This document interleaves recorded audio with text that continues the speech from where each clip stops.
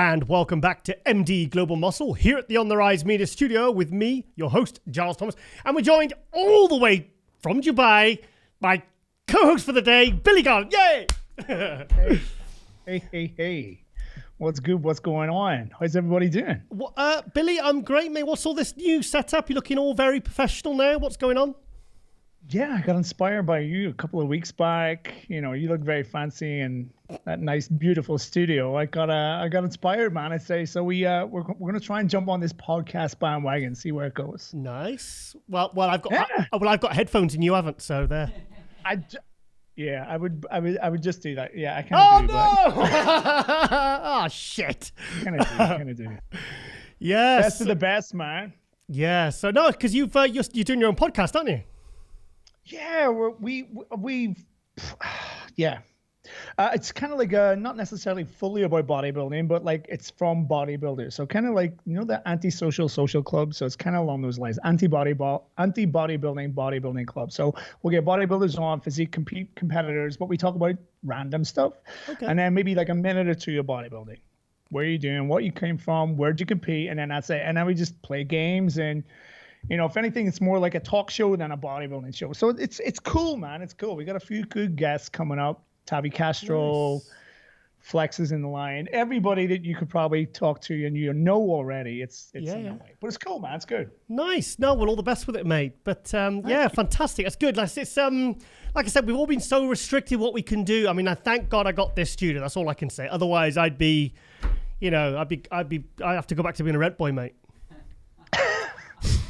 And I tried to get you choking on the water then. Damn, I mistimed it. And let me tell you, nobody wants that.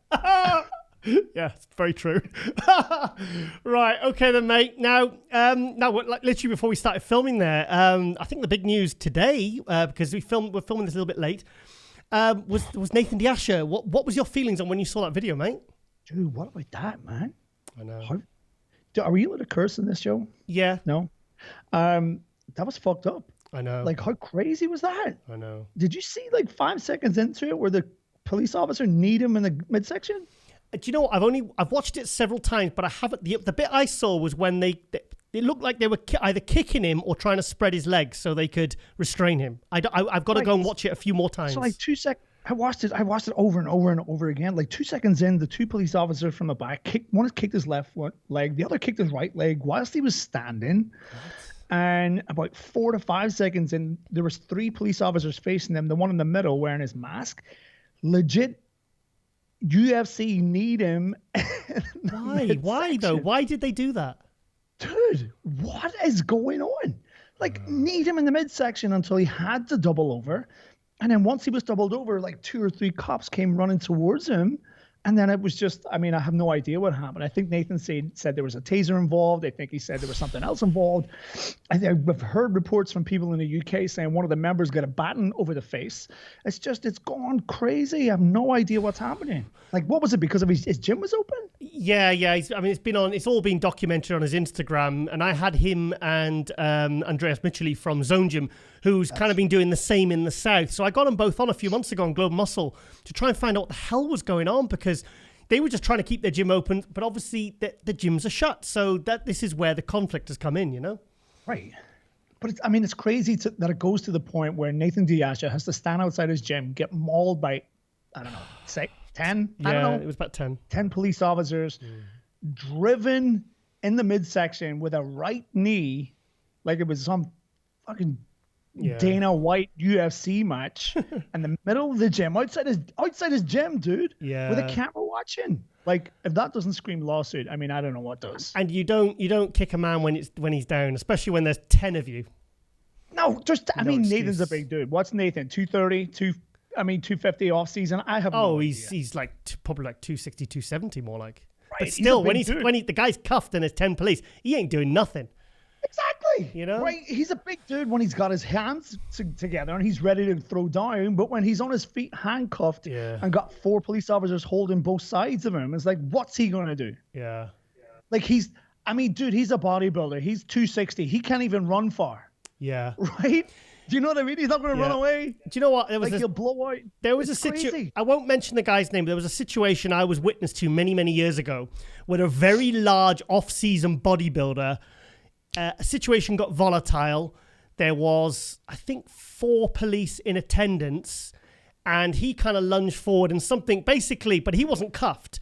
And the police did not restrain him. They just basically begged him just to calm down. They didn't taser him. They didn't pepper spray him. They didn't hit him. That was in a completely different situation. So that was about 2 decades ago. So to have that happen now when the guy is handcuffed, and I just think do you think they knew that it was on camera? No idea. Yeah. They thought this was just some cheap 2-bit dungeon, like walking into Temple Gym in Birmingham, and we're just going to beat this dude to the floor, and that's it. No. Nathan's a high-profile guy. They know who he is, mate. They know who he is. That's what makes it worse. Well, is that why they did it? Maybe. Teach him a lesson. Right. Maybe. Right? Maybe there's something behind it. I have no idea. But what I do know is that if you talk to Nathan D'Ascio in a reasonable context and a very cool, calm, collective way, I'm sure he would have dealt with it pretty well. Yeah, I mean, I saw other videos as well where other members were being chased with batons, and it was like something out of a film, mate. What? No, it's like a zombie apocalypse, man. It was crazy. Yeah, no, that was crazy. It really upset me though to see Nathan be literally jumped on like that. I just thought, I don't care whatever he said. Police are trained to deal with a bit of swearing or whatever. They're not, and he's cuffed, he's restrained, he ain't doing nothing. You know that guy's going to be put in a van. He's not going to break free, and he's not going to break his cuffs into a Hulk, is he? Right, he's 260. The man, he'll run for 2 minutes and blow out. He'll just be like, just take me in the car anyway. Yeah. Right, you can't get away. I know. But to have 10 police officers hold him down, and you know what? Probably a lot of people out there love and both hate Nathan D'Ascio. There is probably no one that I know of who wants to see this. 100%. It's crazy. Did you see the comments? I saw comments from Phil Heath, Dexter Jackson, Brandon Curry, and it's overwhelmingly in support of him. Of course it is. All of them. Nobody, nobody wants to bring up the past, but we've seen that George Floyd documentary that's made up, and then we've seen that like only less than 6-7 months ago, and now we're seeing Nathan in Liverpool with the same thing. There's a point in that video where there's a police officer kneeling on him as well too. So then all those memories come flooding. Oh yeah, I thought that. You know what I mean? Yeah. So it's like, dude, has there not been enough light shone on black men in the world where white police officers are just? It's gone crazy, man. It's gone crazy. Yeah. It's absolutely. I feel bad for him. He, whether you love or hate Nathan D'Ascio, in any context of those 2 words, he didn't deserve what happened in that video. Yeah, it deeply upset me. I messaged him this morning and I said, mate, what the hell is going on? Because I messaged his phone and it only got the 1 tick on WhatsApp, so I thought they must have his phone. So I DM'd him, and I could see he was online, and he messaged me back straight away. And he's obviously he's fine. I'm gonna speak to him. Hopefully get him on for this episode. But it was just a horrible, awful thing. The thing is, the world is kind of under a lot of pressure. It's a bit of a pressure cooker at the moment. We're all kind of stressed out. But that was just really upsetting to see, especially aside from him being a bodybuilder and us being bodybuilding fans and media people, it was just really upsetting to see. I mean, he's a friend. I consider him a friend. It's like we're not mega close, but I still want the best for him, and I still don't want to see my friend or, whatever, be really hurt like that. It was really horrible to witness, mate. That's the thing. Whether your friend's close, you hate him, nobody wants to see anybody jumped. And, 100%. I feel bad for the dude, man. I hope he's okay. I hope you spoke to him. I hope he's good. If you do speak to him, send him my best. I do hope he's okay. I will, mate. You will. Right, okay, let's talk about my 24-hour COVID.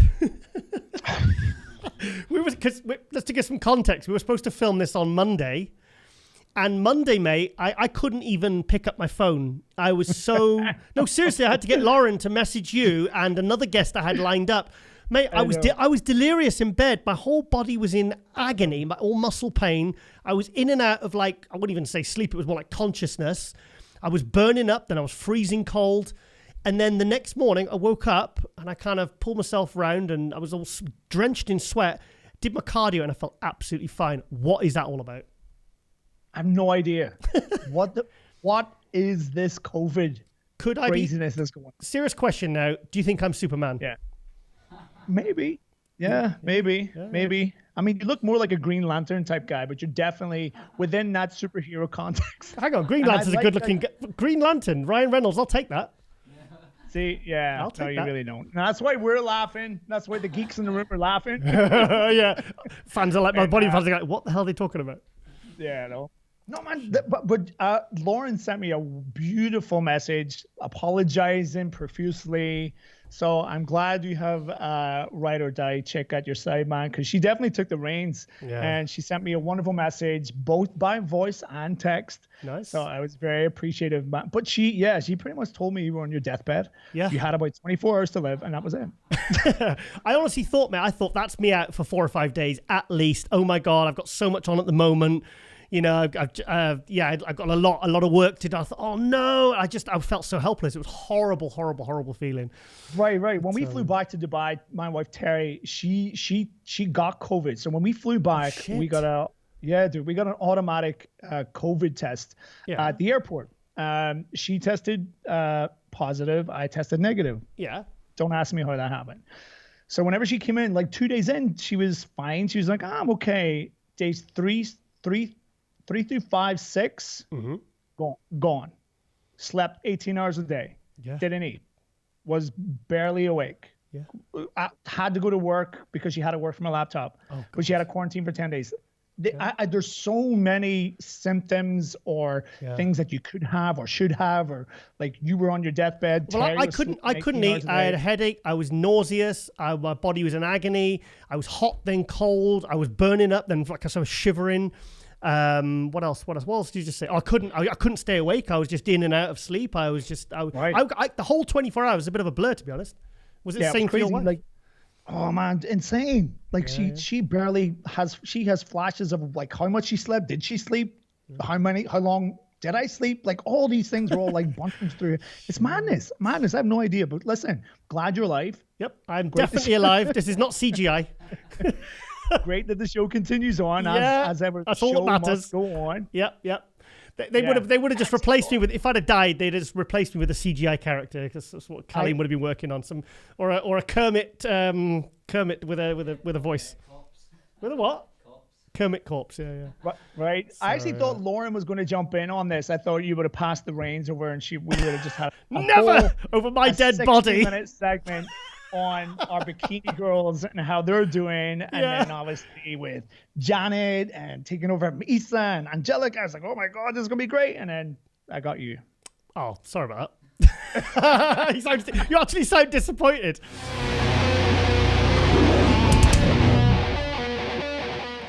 And welcome back to MD Global Muscle here at the On Rise Media Studio with me, your host, Giles Thomas. And we're joined all the way from Canada, I think, Antoine Vaillant. Yay! Antoine. That's me.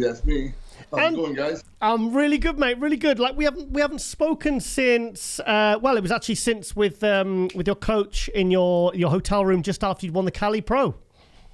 Oh, really? Yeah. That's right. Yeah. Well, your face isn't looking as sunken in today, mate. No, better. I'm more alive. Yeah. Well, actually, you were quite sprightly that day. You had great. I think because you just bloody won. That's why you had 10,000 grams of carbs. Yeah. No, I felt good at that show. I felt pretty good. Yeah. Because it was like a surprise. Because I got 7th place in New York, and then I was like, I just did my best, and I had no pressure. Mm-hmm. And I think for the Olympia, I was more like, I've been prepping for so long. It was pretty hard at the end, to be honest. Yeah. Yeah, Cali was fun though. It was nice. My first pro win, so of course I was happy. I mean, I've interviewed over the last couple of years, and it's been so nice to see your continual kind of your continual rise. So, sorry, we just had delivery there on a Sunday, so I was a bit distracted there because somebody was running past the studio. So yeah, sorry, you saying from the Olympia. By the time you got to the Olympia, you've been on prep that long. You said your body was just tired. Yeah, well, it's just I started my prep December 18, 2019. Oh shit! And then I was aiming for some shows that got pushed back, like you know why. Then I just kept prepping, and then I prepped again, and then the Cali, then prepped again. So the Olympia was December 18th, 2020, and I started at December 18th, 2019. Oh my God, 12 months. And during those 52 weeks, I had 10 weeks of was just off and just kind of rest, but the other 42 was pedal to the metal.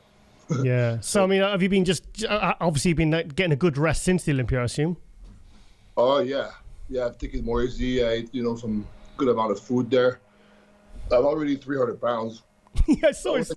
I was 300 pounds like 3 weeks after. Wow. Yeah, the thing is, I didn't eat too much. Well, I guess I did, but I feel like I'm not. I go to 300 pounds. It's just like my casual, like, walking around normal weight now. Yeah. Yeah, it's just like I don't try to be there, because the first time I went to 300 pounds, I remember I was eating so much trying to get there. But now I'm like putting back on the food, and I'm still 300 pounds. Good. And I'm starting in 3 to 4 weeks, so my starting point will be 300 pounds. Wow. So what did you weigh at the Olympia then? 270. 270, because the thing is, you're like 6'1", aren't you? I'm 6 foot. You're 6 foot tall. Shit, that's quite heavy, mate. That's big. Yeah, well, the thing is, like, only Rami was heavier than me. Only Rami, yeah. The thing is, because my weak points are here, right here in the back. My weak points in the arms and stuff, my upper body is I don't look like, and a lot of the guys who are shorter, they're so big here. They have like a plate of armor, I call it, and this is where I lack the most. So yeah, when I would do some poses, I would show a lot of my weakness like that. Oh, this guy needs to fill up his frame pretty much. So I'm probably gonna need to be like 280 pounds. Yeah. Okay, and it has to be like all in these places, right? Especially the chest. Because if you look at Akeem's chest, I was backstage, I was looking at him. His chest is like this thick. It's like, two watermelons here, 2 watermelons, and then when he flexes, striated watermelons. wow. I was like, yeah, like the thing I noticed though is that my condition was good though, because I was backstage looking at the glutes and hams of the other guys. I was like, yeah, I'm good. But then on stage, because I don't have enough muscle pushing everything on the upper body, it didn't push through. Like Akeem, backstage, he didn't look hard, but then he would flex on stage, and all the muscle would be pushing out, making him look like really conditioned. Yeah. So I need a lot more muscle. That's what I learned from the Olympia. It's like, okay, well, I gotta stop trying to be just like just the shredded, like try to be aesthetic guy, because that's not what's winning shows. They want big. No. Your calling card is your aesthetics, mate, because you are a big guy at 270 pounds. You're a big guy. You got great aesthetics, fantastic legs. You just need more chest and back, mate. That's it. Yeah, I know, but the thing for that, you need to get a lot of muscles. And I mean, my structure will stay the same. And for the waist, I'm learning that I think high blood sugar levels contributes to the big waist. Because really? Yeah. Well, me and Dorian were actually trying to learn about it. It's like because we bought a blood sugar monitor. Yeah. And if your blood sugar doesn't go back down an hour and a half after your meal, it's because you eat too much carbs, and the carbs are like piling up. Yeah. And then the time you can become insulin resistant. And then when it does that, I think the stomach like kind of contracts and slows down the digestion, and there's food and water retained in the gut or something. I'm explaining pretty bad, but there's like something about it. But you can really check your digestion and how fast you digest the food and how fast it's absorbed in the body with the blood sugar levels. Shit. So hang on, because I'm diabetic and I have a British monitor, so it's like single digits. What's your blood sugar say an hour after you've eaten? Are you like, for example, is like 4 low, 3 low, and 7 high? Yeah, 4 to 8 is like the kind of. Do you know my highest was 31? Okay. Oh shit. Yeah, I was not well. I was not well, mate. Type 1 or type 2? Kind of in between. You're in between? Yeah. Yeah. Never heard of that. The doctor said. I said, what? I said, because I'm kind of. It's like a. He said you can look at it as a bad type 2 or a good type 1. No, the other way around. A good type 1 or a bad type 2. He said we call it 1.5. Oh, wow. That's what he said, yeah. So I have to manage it through Levemir, long-acting insulin, and then diet and nutrition and training and cardio. I have to do everything right all the time, or my levels can go crazy, you know? Yeah. All right. So what's the level? What's the right level for you, the sweet spot? Because it's a different, you use a different system, don't you? Well, I think after an hour and a half after a meal, I should go back down to 4. Oh, okay, so you use the same system. And then, like, I checked the other day, and in the middle of the day, I was like, was too high. I was like 6. Was I 7 or 6? It's between 6 and 7. I was like, why am I? Okay. Because the Americans, you're gonna multiply by 6, yeah, or by 5. You have the number, but anyway. So yeah, it's just a new thing we're trying to use, a new tool, because fuck, if you're eating carbs for to fill up glycogen and stuff, and why not know at what speed they're digested and it's absorbed? Yeah, it's like you would be doing that, but yeah. I know Chris Aceto, when he worked with Luke Sandow, they monitored blood sugar a lot. They thought there was they saw the significance of monitoring blood sugar for progress as a bodybuilder. Yeah, and I think with the carb up too, there's like a way to not spill over if you look at the carb and the blood, the sugar in the blood. Yeah. Because if the blood sugar is already high, eating carbs over that, the body will spill over or something. Yeah, but you carbed very heavily, didn't you, for the Cali? Oh yeah, yeah. Because my body was like probably like just super efficient. Yeah. And it was burning things too fast, so that's why we added some meals that was like salmon and beef, so it was slowed down a little bit. Yeah. Then we had honey and stuff. It's just like, yeah, I was probably like very depleted.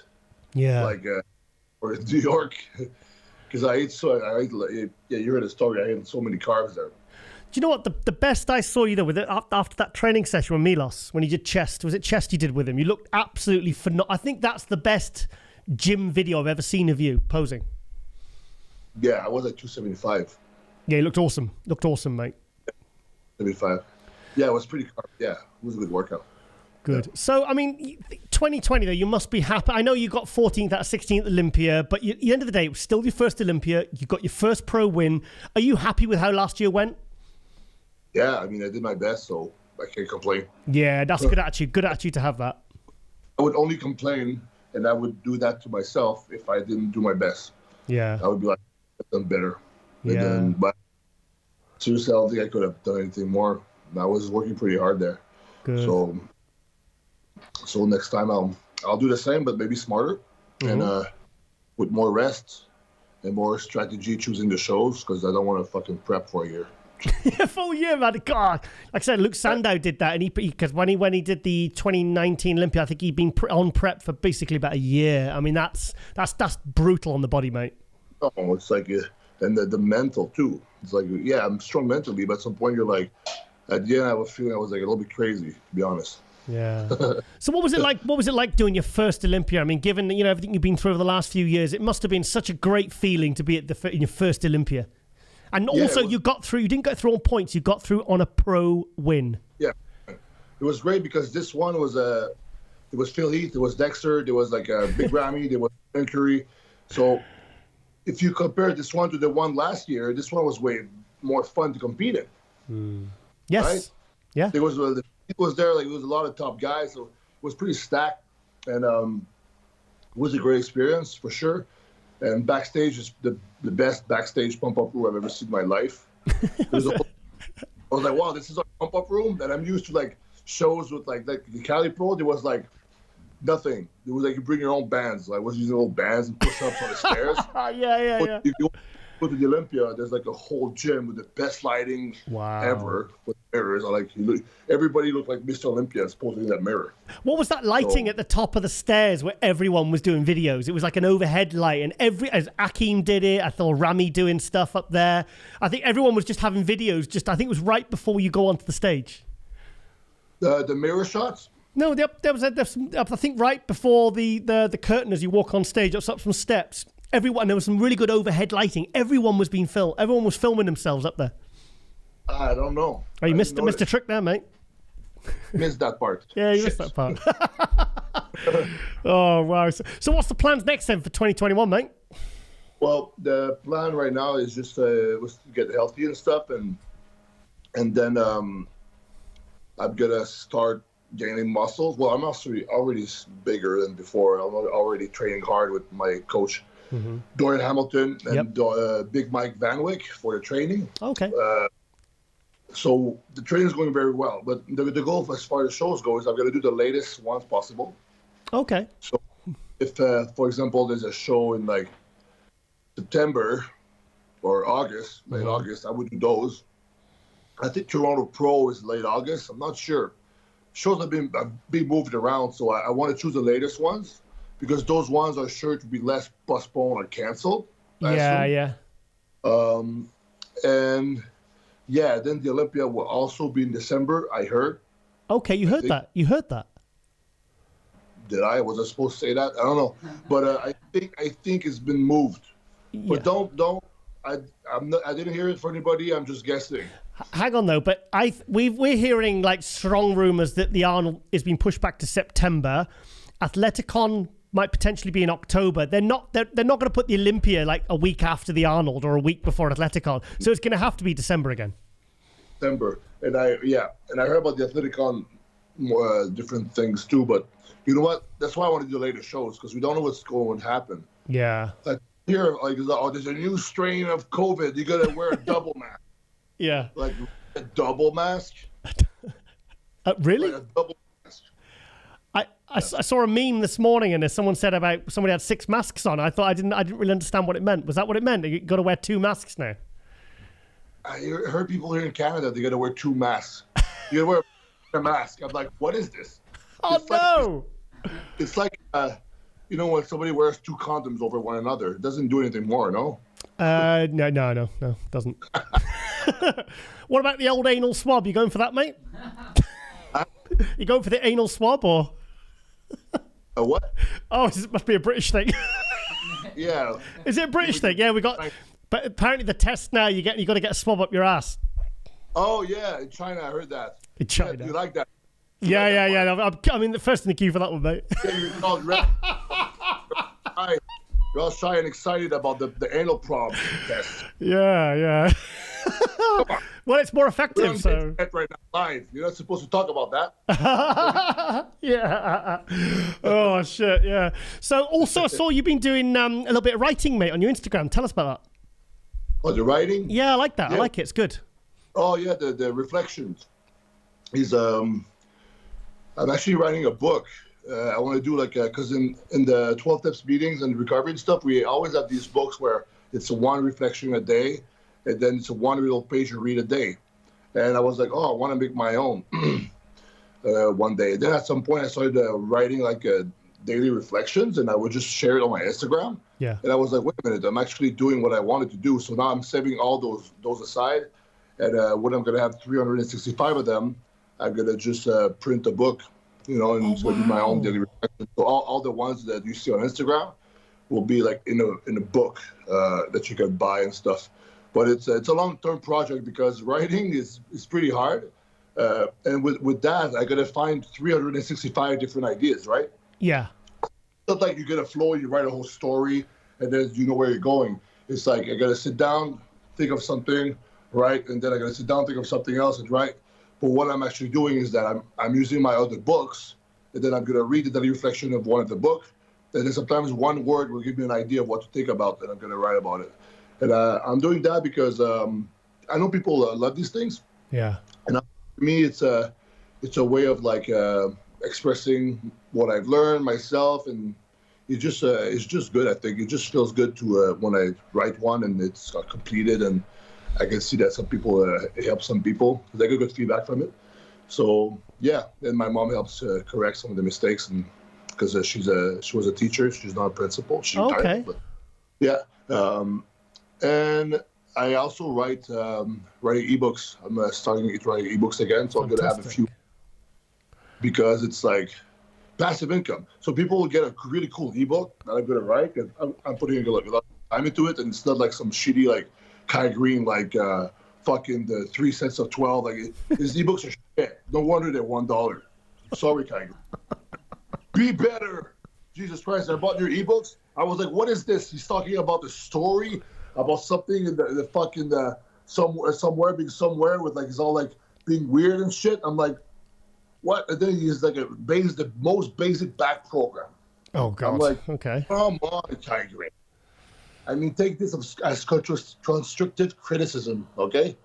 All right, so, But yeah, so my book is actually, I write it from scratch. I write it myself, and it's my own words, and they're going to be out soon, I guess, and you'll be able to get them on my website. And the cool thing with ebooks for all of the bodybuilders listening and the influencers, it's passive income. Yeah. So if you make it once, you make it automatic. Like I'm hanging out with Regan sometimes. He's like, his phone goes like cha-ching, cha-ching, like all day because it's people buying ebooks. So cha-ching, he's making like $2.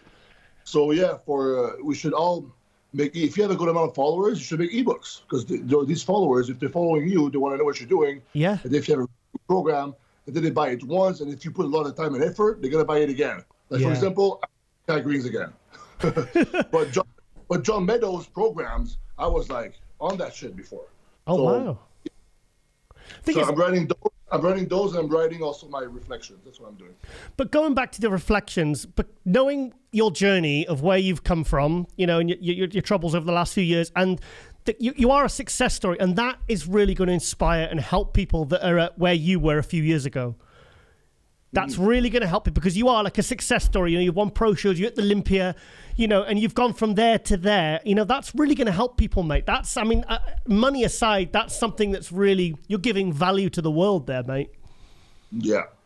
Yeah, I did sometimes when I'm looking back, I did a good comeback there because somebody sent me a picture of people on Reddit saying, like, I was talking about coming back again, like 3-4 years ago. Yeah.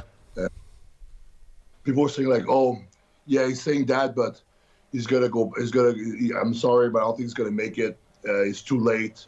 He's going to probably go back to rehab again, this and that. They were all negative. They didn't believe in me. Yeah. But because at some point, if it's the 8th time I'm saying I'm doing comeback and I fail, of course, my words mean nothing. It's like if you're saying sorry every time you do the same mistake, saying sorry means nothing. And nobody believed in me back then.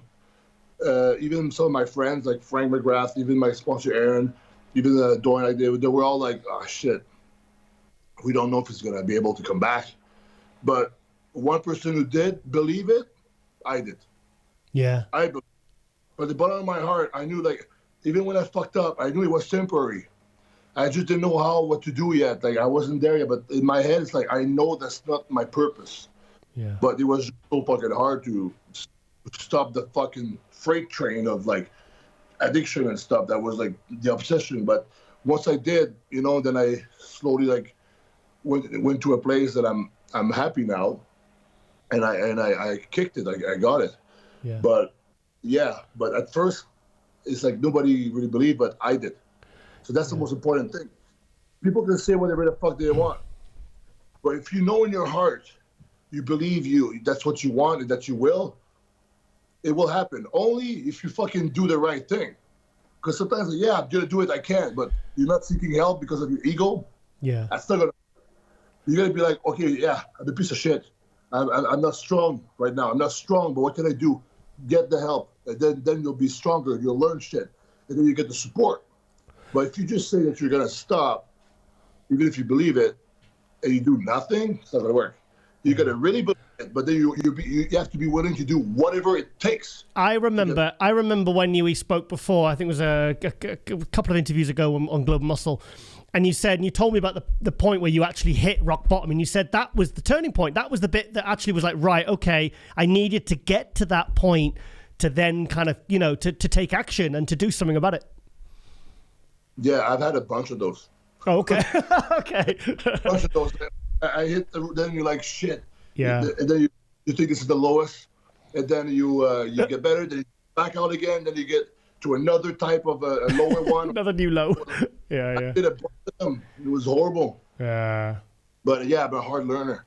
Yeah. I guess I'm pretty stubborn, so I needed a few of them to get my mind straight. But going back to the writing, like, I'm really happy that you did that and you put that out there and you had the kind of it was a brave thing to do, to really put your heart and soul, your thoughts and your, onto that, because I think it really bookends because when we look at your Instagram, we see all the funny videos. My Only Fan, remember the Only Fan one? I love that one. Yeah. It's like, this is my only. Hey, everybody, get a dub, you dirty bastards. But I think it really mirrors it shows the other aspect of your personality, that honesty and that kind of, I think it's really good because I think people can really connect with that authenticity then, Yeah, well, I think a lot of people only show one part on Instagram, but I think most people have they're multifaceted. I don't think that's possible. They have more than just one thing going on for them. Like but sometimes they don't show everything.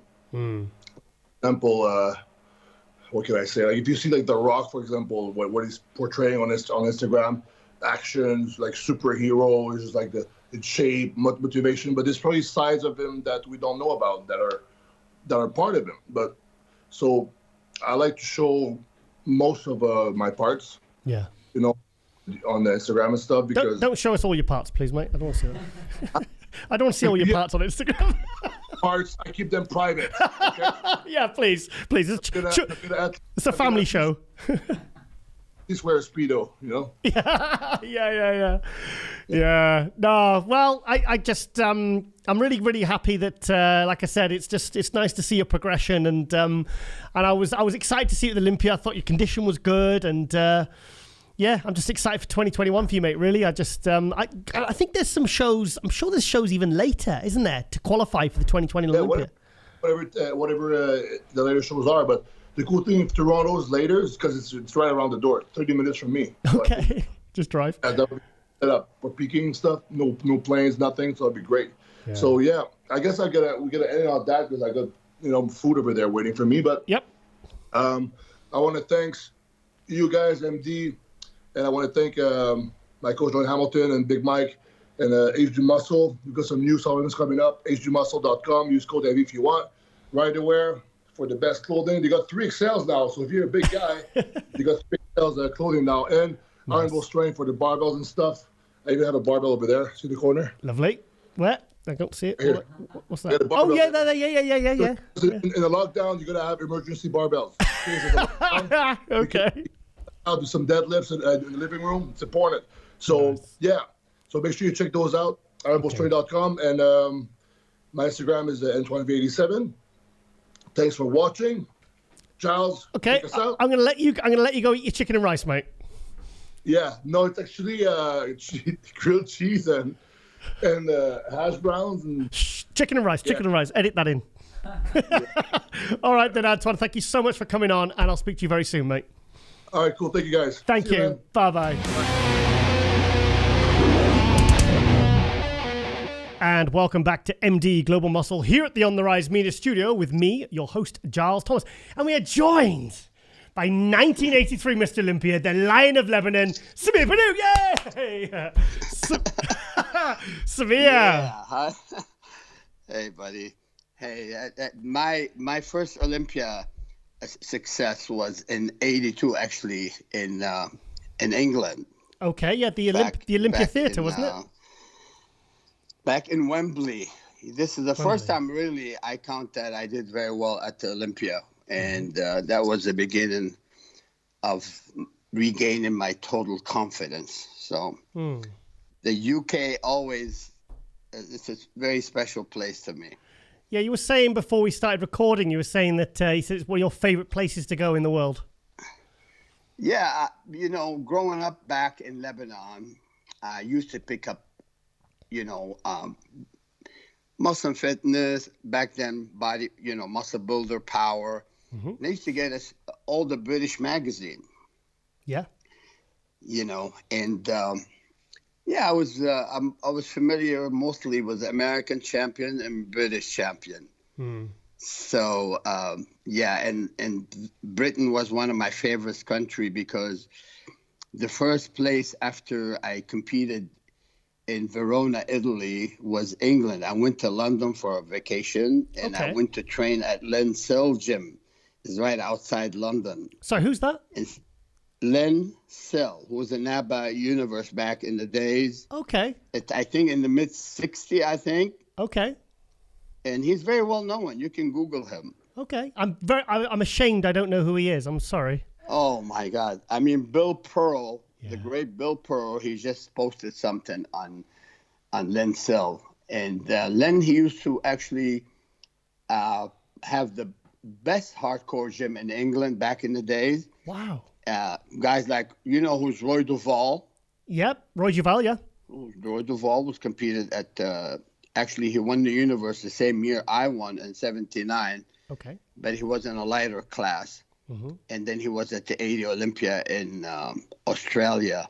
So Roy Duvall, Albert Beckles, and several great, British bodybuilding champion trained at Lynn. So that's why when I went to England, it was like, wow, look at this. So, it was like before I came to the United States, believe it or not. So, yes. Yeah, because it seems like... So I'm bringing you some history bit here for you, too. Yes. No, it seems a lot of the Mr. Olympias like Arnold... a lot of American bodybuilders and European bodybuilders have actually had. I think, was it because of the NABBA universe? Do you think that a lot of them made the pilgrimage to the UK? Well, I mean, when bodybuilding was at its really prime, the NABBA, Mr. Universe was the real numero uno in the game. And that was actually, I think, founded by Oscar Heidenstam, if I'm correct. I might be wrong, but I think Oscar Heidenstam was behind the founding of NABBA Universe, and it was a very respectable show. I mean, all the greats, from Arnold to Bill Pearl to Steve Reeves, they all went to the NABBA Universe. So to me, as a kid, when I went to England, I thought the whole action was really in the in Great Britain. That's when bodybuilding really is huge. Yeah. And I kind of was really happy. It wasn't a surprise for me. So I went, when I stayed in London, so I want to work out. So I went to Lencel Gym. I paid membership. Nobody knew who I was, although I was seventh in the universe. I was the youngest competitor in Verona. How old were you then? 74. How old were you then, Samir? I was 19 wow. when I went to represented my country. As you know, I was born in Lebanon. Hang on. That was younger than Casey Vieta, wasn't it? That was younger than Casey. Yes. Well, no, Casey actually was the youngest Mr. America contestant. He was a teenager when he won the national. Wow. Back then we call it Mr. America. And so when I competed in Verona representing my country, I was just a beginner after 2 years of training. 2 years. But I was fortunate. I did very well. Came in seventh in the universe. Wow. So the president of the Lebanese Federation announced me as a teenage Mr. Universe. Wow, fantastic. There was no teenage Mr. Universe, to be honest, but he wasn't lying because I was the youngest in the contest. Yeah. But he just gave it to me to lift my spirit and encourage me. And this man, his name is Malih Alaiwan. Malih was the vice president of the IFBB. Okay. And Malih is still with us nowadays, and he's still in good health. He's approaching 90. Wow. Or I think a little over 90. Yeah, so this man had really, put me on the map in the very beginning by competing in Verona. And when I saw American bodybuilders in Verona, Italy, like guys like Lou Ferrigno, Ken Waller. Yeah. And, back then you have champion like Paul Grant from Wales. Of course, I knew Paul very well. Yeah, so I knew him. Me as a kid, as a fanatical kid, you could say, to me, when I was standing next to those guys, it was like a kid in a candy store. Yeah. And so these guys I looked up to, as I told you early on, I used to pick up all the British and American magazines. So those guys had a great influence over the Lion of Lebanon, what you want to say. Of course. That nickname came in from Joe Weider. It's not my own nickname. Joe Weider named me the Lion of Lebanon, by the way. Am I guessing right that the nickname came in 1979? Yeah, actually 70. Yes, you're right. Do you know why? Do you know how I know that? Because you got it on your cap. Because you got the lion, and I got 1979. It says established 1979. So I'm guessing that you were given that nickname in 1979. You see right here? Yeah. Fantastic. Oh, it's awesome. This is Lion bodybuilding. Well, the thing is, I I was so eager about this game. And when first time I met and talked to Joe Weider was 1978. Okay. And, earlier before that, and if I may tell you a few things before you questioned me. Okay. Before you asked me anything. When I came to the United States, I was in Michigan. Yeah. And some of my good buddy that I was hanging out with on and off was Tom Platz. Oh. Tom and I used to chat and dream about coming to California. And, he said, Samir, wouldn't that be great? We could go to California and be with Joe, work with Joe. It was just a dream. Yeah. It wasn't, And I said, Tom, this is really my dream ever since I was in Lebanon when I picked up all the bodybuilder power and looking at Arnold pictures, Zane, Franco. And,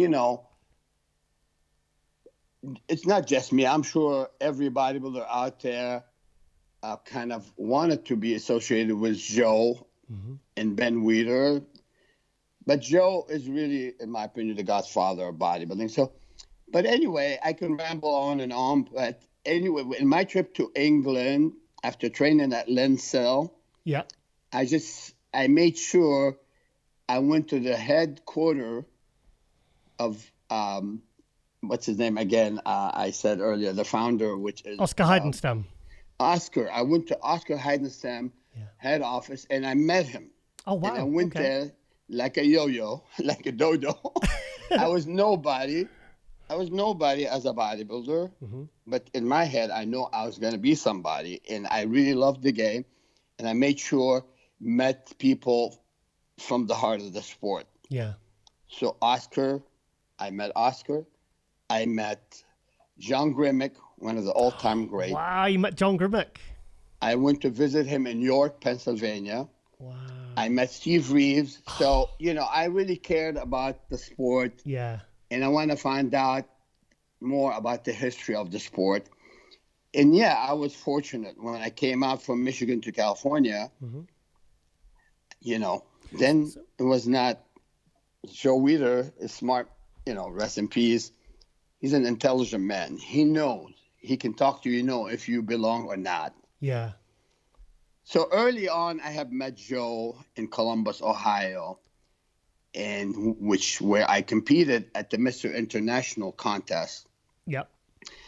And I made a good impression on many people. And the editor-in-chief for Muscle and Fitness, because the name changed from Muscle Builder to Muscle and Fitness. So Bill Reynolds was the editor-in-chief. So he interviewed me backstage. What year was this, sorry, Samir? 78. 78. So I didn't realize Bill Reynolds was editor for that long, because I know Peter McGough took over in 92 or 93. Yeah, rest in peace. Peter McGough, he was, in the mid-90s. Yes. Also, sorry to interrupt. I was at Peter McGough's house in 2017, and we were sat eating pizza and drinking red wine, and he told me that you did the best impression of Joe Weider. I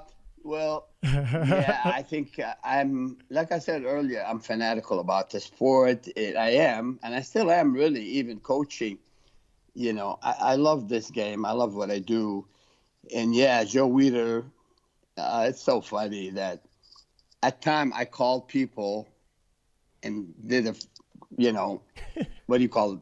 Prank call. Yeah. I convinced people that I was Joe Weider, and they really believed me. I even gave a man a job. Oh, no. I don't want to say his name, but okay. A Japanese, very well-known Japanese photographer. Yeah. I called him. I pretended to be Joe Weider. I gave him a job to give him $150,000 a year, and he believed me and everything. Oh, Mr. Weider. Thank you very much, Mr. Weider. Oh, no. Yeah, I used to. And so Joe once told Lou Ferrigno, he said, Lou, I like Samir, but he is always making fun of me. That's I can hear. The thing is, I told Joe, I said, Joe, we love you. Everybody trying to imitate you. You know, people, we envy you, Joe. You're the man. And so, but don't take it the hard way. Come on. It's just anyway. Yeah. So yeah, I used to imitate him pretty much, and I used to call bodybuilder like Paul Dillett. Mm-hmm. And he used to go fall for it all the time. I invited them to my office for lunch. Okay, they turn up and Joe's there. That was Robert Kennedy. Also, he's no longer with us. Robert passed away a few years back.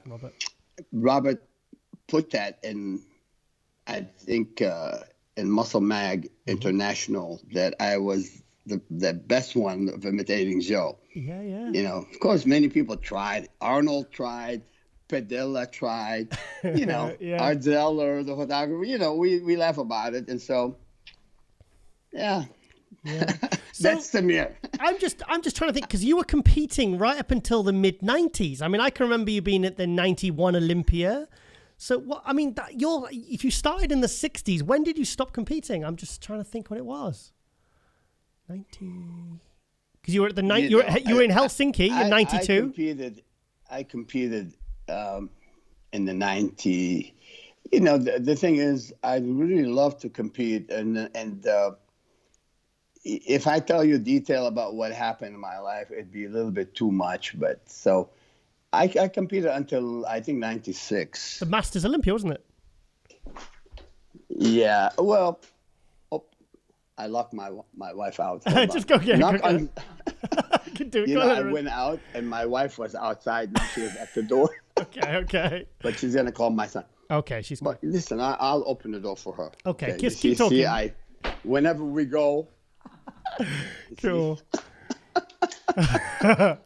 Oh. You see, this is the Samir Museum. Oh, look at that. That's the pose. Yeah, we're a family of athletes here. We have basketball. Oh, wow. And bodybuilding. The Lakers? And you name it. Oh, hang on. What's his trophy on the top? What's his trophy on the top? I recognize. Yes, sir. So, anyway, where were we? We were talking about imitation. Right? Yes, you were. Yep. Continue. And you were competing right up to the mid-90s. I really love Joe. And the thing is, people tried very hard to ruin my relationship with Joe. Why? And this is a long story. Well, you know, there's some jealous people around. Yeah. There's always some jealous people around. I'm telling you, there's some people that their jealousy could be very, very dangerous. And so I don't want to put people's name on the record, but Joe and I were very close. Mm-hmm. And Joe really wanted the best for me. But I was a young kid that came from Lebanon. I never really sued anybody in my life. I didn't know what suing people. I know by not being nice and do your things from the heart and be loyal to people you work with, But when I came to Southern California, I guess here or maybe in Britain or anywhere in the world, when someone does something really wrong, they go and sue them, sue others. But I don't like this habit of really suing people. I do not like that at all. And the thing is, we had a conflict over running an ad. I mean, I can talk about it. This happened years ago. It's up to you. And so anyway, I can't go over this in detail, but some people really succeeded at causing argument between me and Joe, and the argument was verbal. It's like a baseball fight. Yeah. Or basketball fight, it was minor. And I snapped, I got mad, and I had every right to get mad. But some insider went out and started saying, Samir did this, he grabbed Joe. But this is ridiculous because it never happened. And forgive me for saying that. I don't give a F about those people, and I'm honest. Of course. If I did, I'll say I did. And not long ago, Joe's daughter, Lisa, she said, Samir, my dad loves you. I said, Lisa, I love him too. And that is the truth. But, we had the conflict over, agreement, but it was caused by people But I'll just give you a quick. Yeah. Conflict happens. Conflict happens, in the magazine. Yeah. Joe will put the ad as promised. Yeah. In exchange for an endorsement that I've done for his product, which is fair. Yeah. And some people on the inside would remove the ad, and they have the capability to remove the ad from certain pages before the magazine comes out. Okay. So Joe's ad is running, but my ad in exchange, which is our selling product, they were not in the issues. They were not in the issues in the magazine, and so, and I told Joe, I said, "Don't worry, no way. I made sure your ad was in." Yeah. So no problem. Politely, I said, "Joe, no problem, no big deal." So the following month, the same thing happened. Right. And it wasn't Joe. It was someone who would call in and say, "Oh, we have a typo on page 79. No we way. need to remove it." Yes. So the second month it happened where, I spent money making product with shirt and training courses, etc. Yeah. And so when my ad doesn't run, that was early on. I mean, I spent money, but I wasn't making at the time. And, those ads back then were like over $20,000. Yes. It may for Joe be like $200-300 to slap an extra page. Mm-hmm. But the value, if you want to buy an ad in Muscle and Fitness at the time, would be worth between $23,000 and I think $26,000 in those days. Wow. Yes, sir. That's the truth. Wow. You can look it up and you'll find out. But the thing is, so they did it once. Second month, I didn't complain. Mm-hmm. I said, "No problem, Joe. Things happen." But the third time, I go to the office before the magazine go to be published and before it go on, and to the newsstand or to the stores. And I go there because I visit Joe twice a week. And I go out running with Joe. And I love this. Yeah, I really do. Go out to lunch with him at least once or twice weekly. And so he knew, Joe, he knew that I belong and I love this game. It was really from the bottom of my heart. I was having fun doing what I was doing. Mm-hmm. And he knew it. And he knew I had the potential to be good. And he knew I had the handsome face to use me in the magazine. Of course. But, as I said, the jealous people out there, they're so horrible. Scary. It's scary. So the third month, my ad wasn't running in the magazine. So what do you want me to do? Do I think it's accident again? No, it's not. And when it's 3 times in a row it happened, it's naturally you get pissed off. Of course. So I went up and Joe was in a meeting. I went in and blah, blah, blah. I said, and I really lost it. I got mad. But nothing physical happened. Nothing at all. So someone who is responsible for the ad removal for that page would call Ben, would call Alan Dolphin. Oh, no. Would call Kennedy and say, "Oh, Samir did this, that, did grab, hit, boom, pop," all this bullshit. What year was this, Samir? What year was that? Yeah. Okay. That actually happened.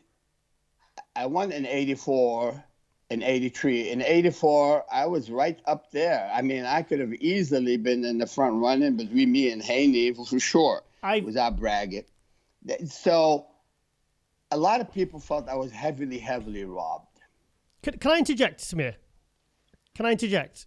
I remember watching the 84 Olympia video. I remember when was it 5th or 6th place you got? Yes. Yeah, I watched it and I remember seeing the shock on your face. And I remember the talk, because I started following the sport in 1990. I remember thinking, what's gone on there? And I knew there was something more to it. Seriously, that's what I thought. That's genuinely what I thought. Thank you. I believe you. And again, I don't, listen, only God is perfect. I was in good shape, and I think Lee Haney was fantastic.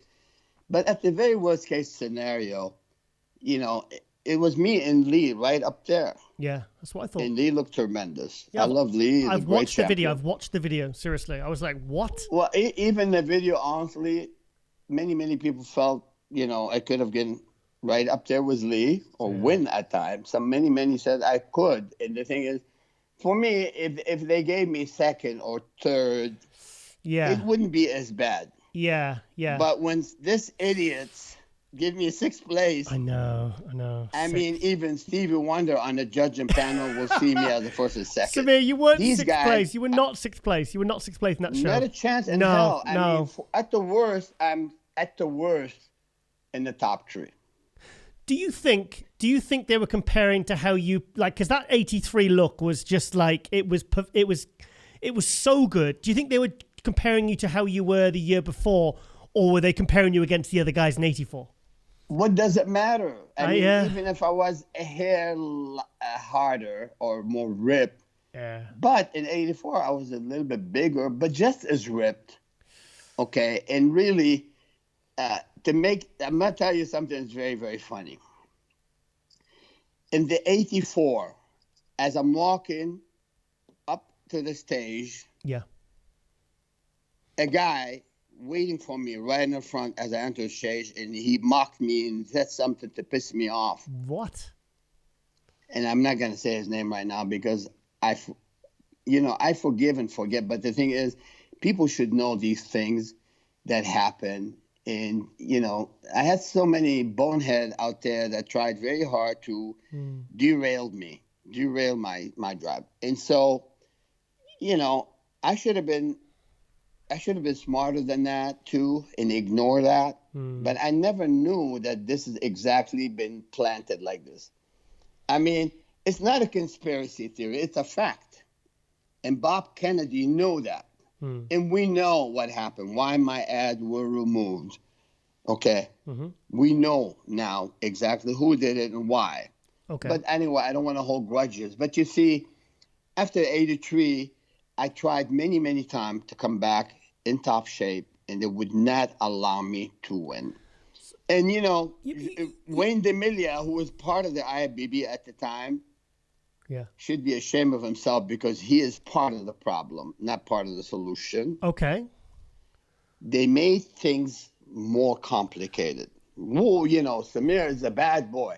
They made me like, the Detroit Pistons, the basketball team, who were like aggressive, hurting other players. Yeah. They made me to be the boogeyman, that I'm the bad guy. And I'm not.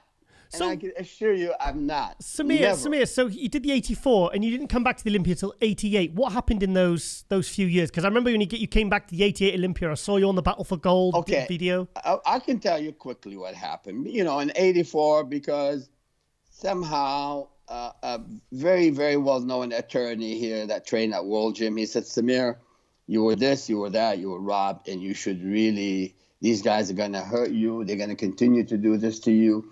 Even Joe Gold was pissed off. Joe Gold, there's no way you should have been in sixth place. Joe Gold, he said, easily in the top 3. And some of the top-notch insiders said easily, this and that, but not a sixth place. But anyway, seems a bit, because of a legal issue. Okay. And I swear to God, I don't want it to do it. But they said at the very worst scenario, you could recover your loss because of your advertisement, blah, blah, blah, because of this and that. And, I said, oh, okay, no big deal. But, I can say more about certain things, but I won't now because there's some legal thing I don't like to talk about because involving other great champion. But the thing is, my case was really huge. And you know what? I love the game more than you could imagine. Yeah. And I had an opportunity to make a lot of money, but you know what? I still have the love for Joe, and I settled the case. Oh. My lawyer wanted to kill me. when the judge in L.A. downtown Los Angeles federal court was Lebanese. Okay.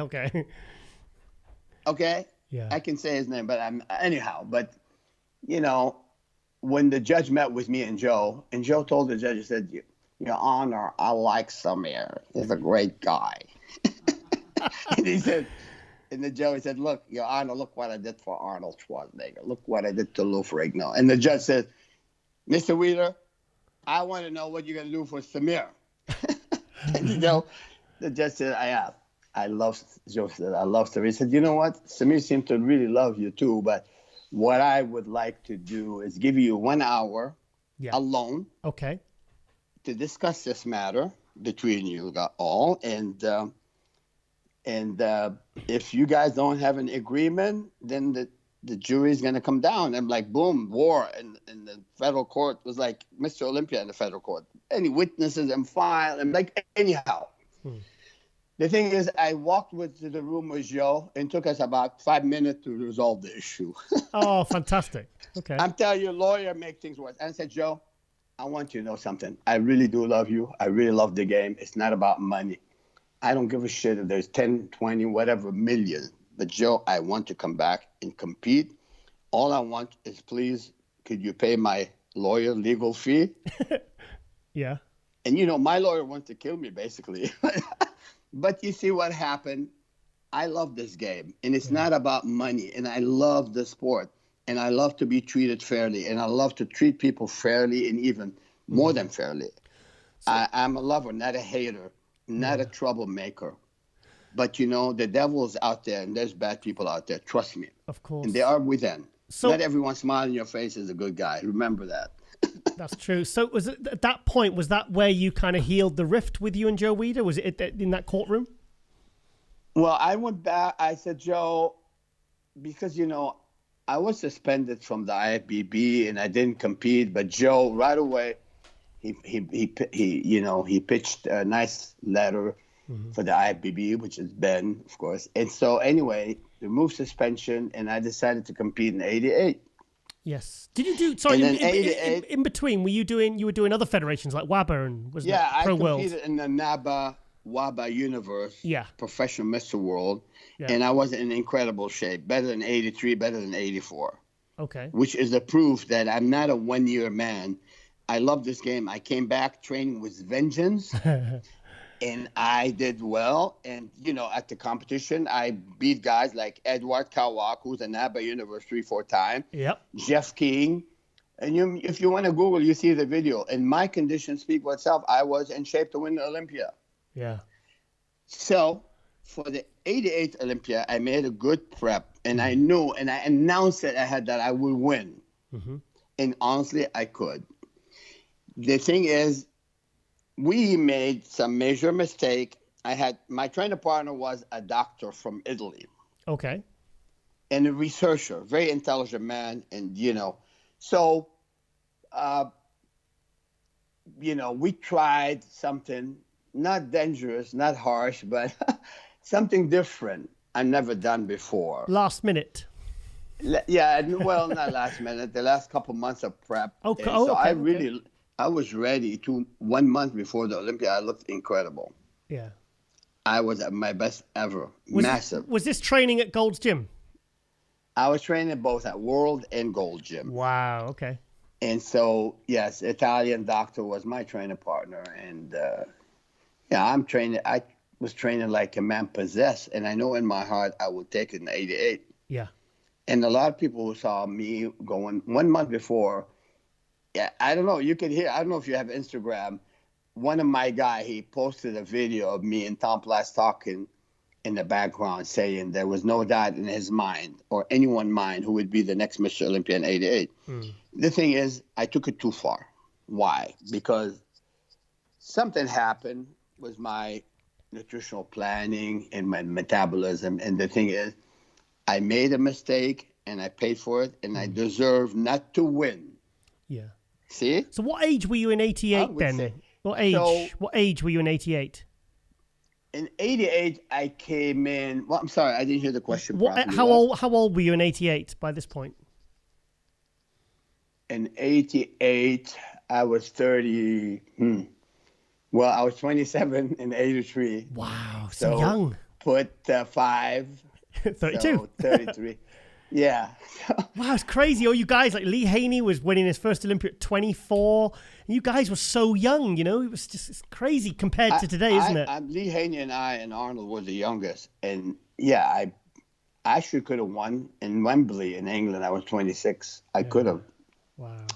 The thing is, I told you, I ran into some difficulties, some issues, but hey, still love the game. If I have to do it all over again, and be around honest people, straightforward, clean people, I would have won the Olympia many, many times. Yeah, okay? yeah, So yeah. I probably would have. And so, Sorry, can we go back? but then I tell people, who cares if you win the Olympia You've once got or the 10 limp, times? You're one of Samir. You are one of only 16 men in existence. Hey, if you're, like I used to tell people, if you're a doctor once, you're already a doctor. Exactly.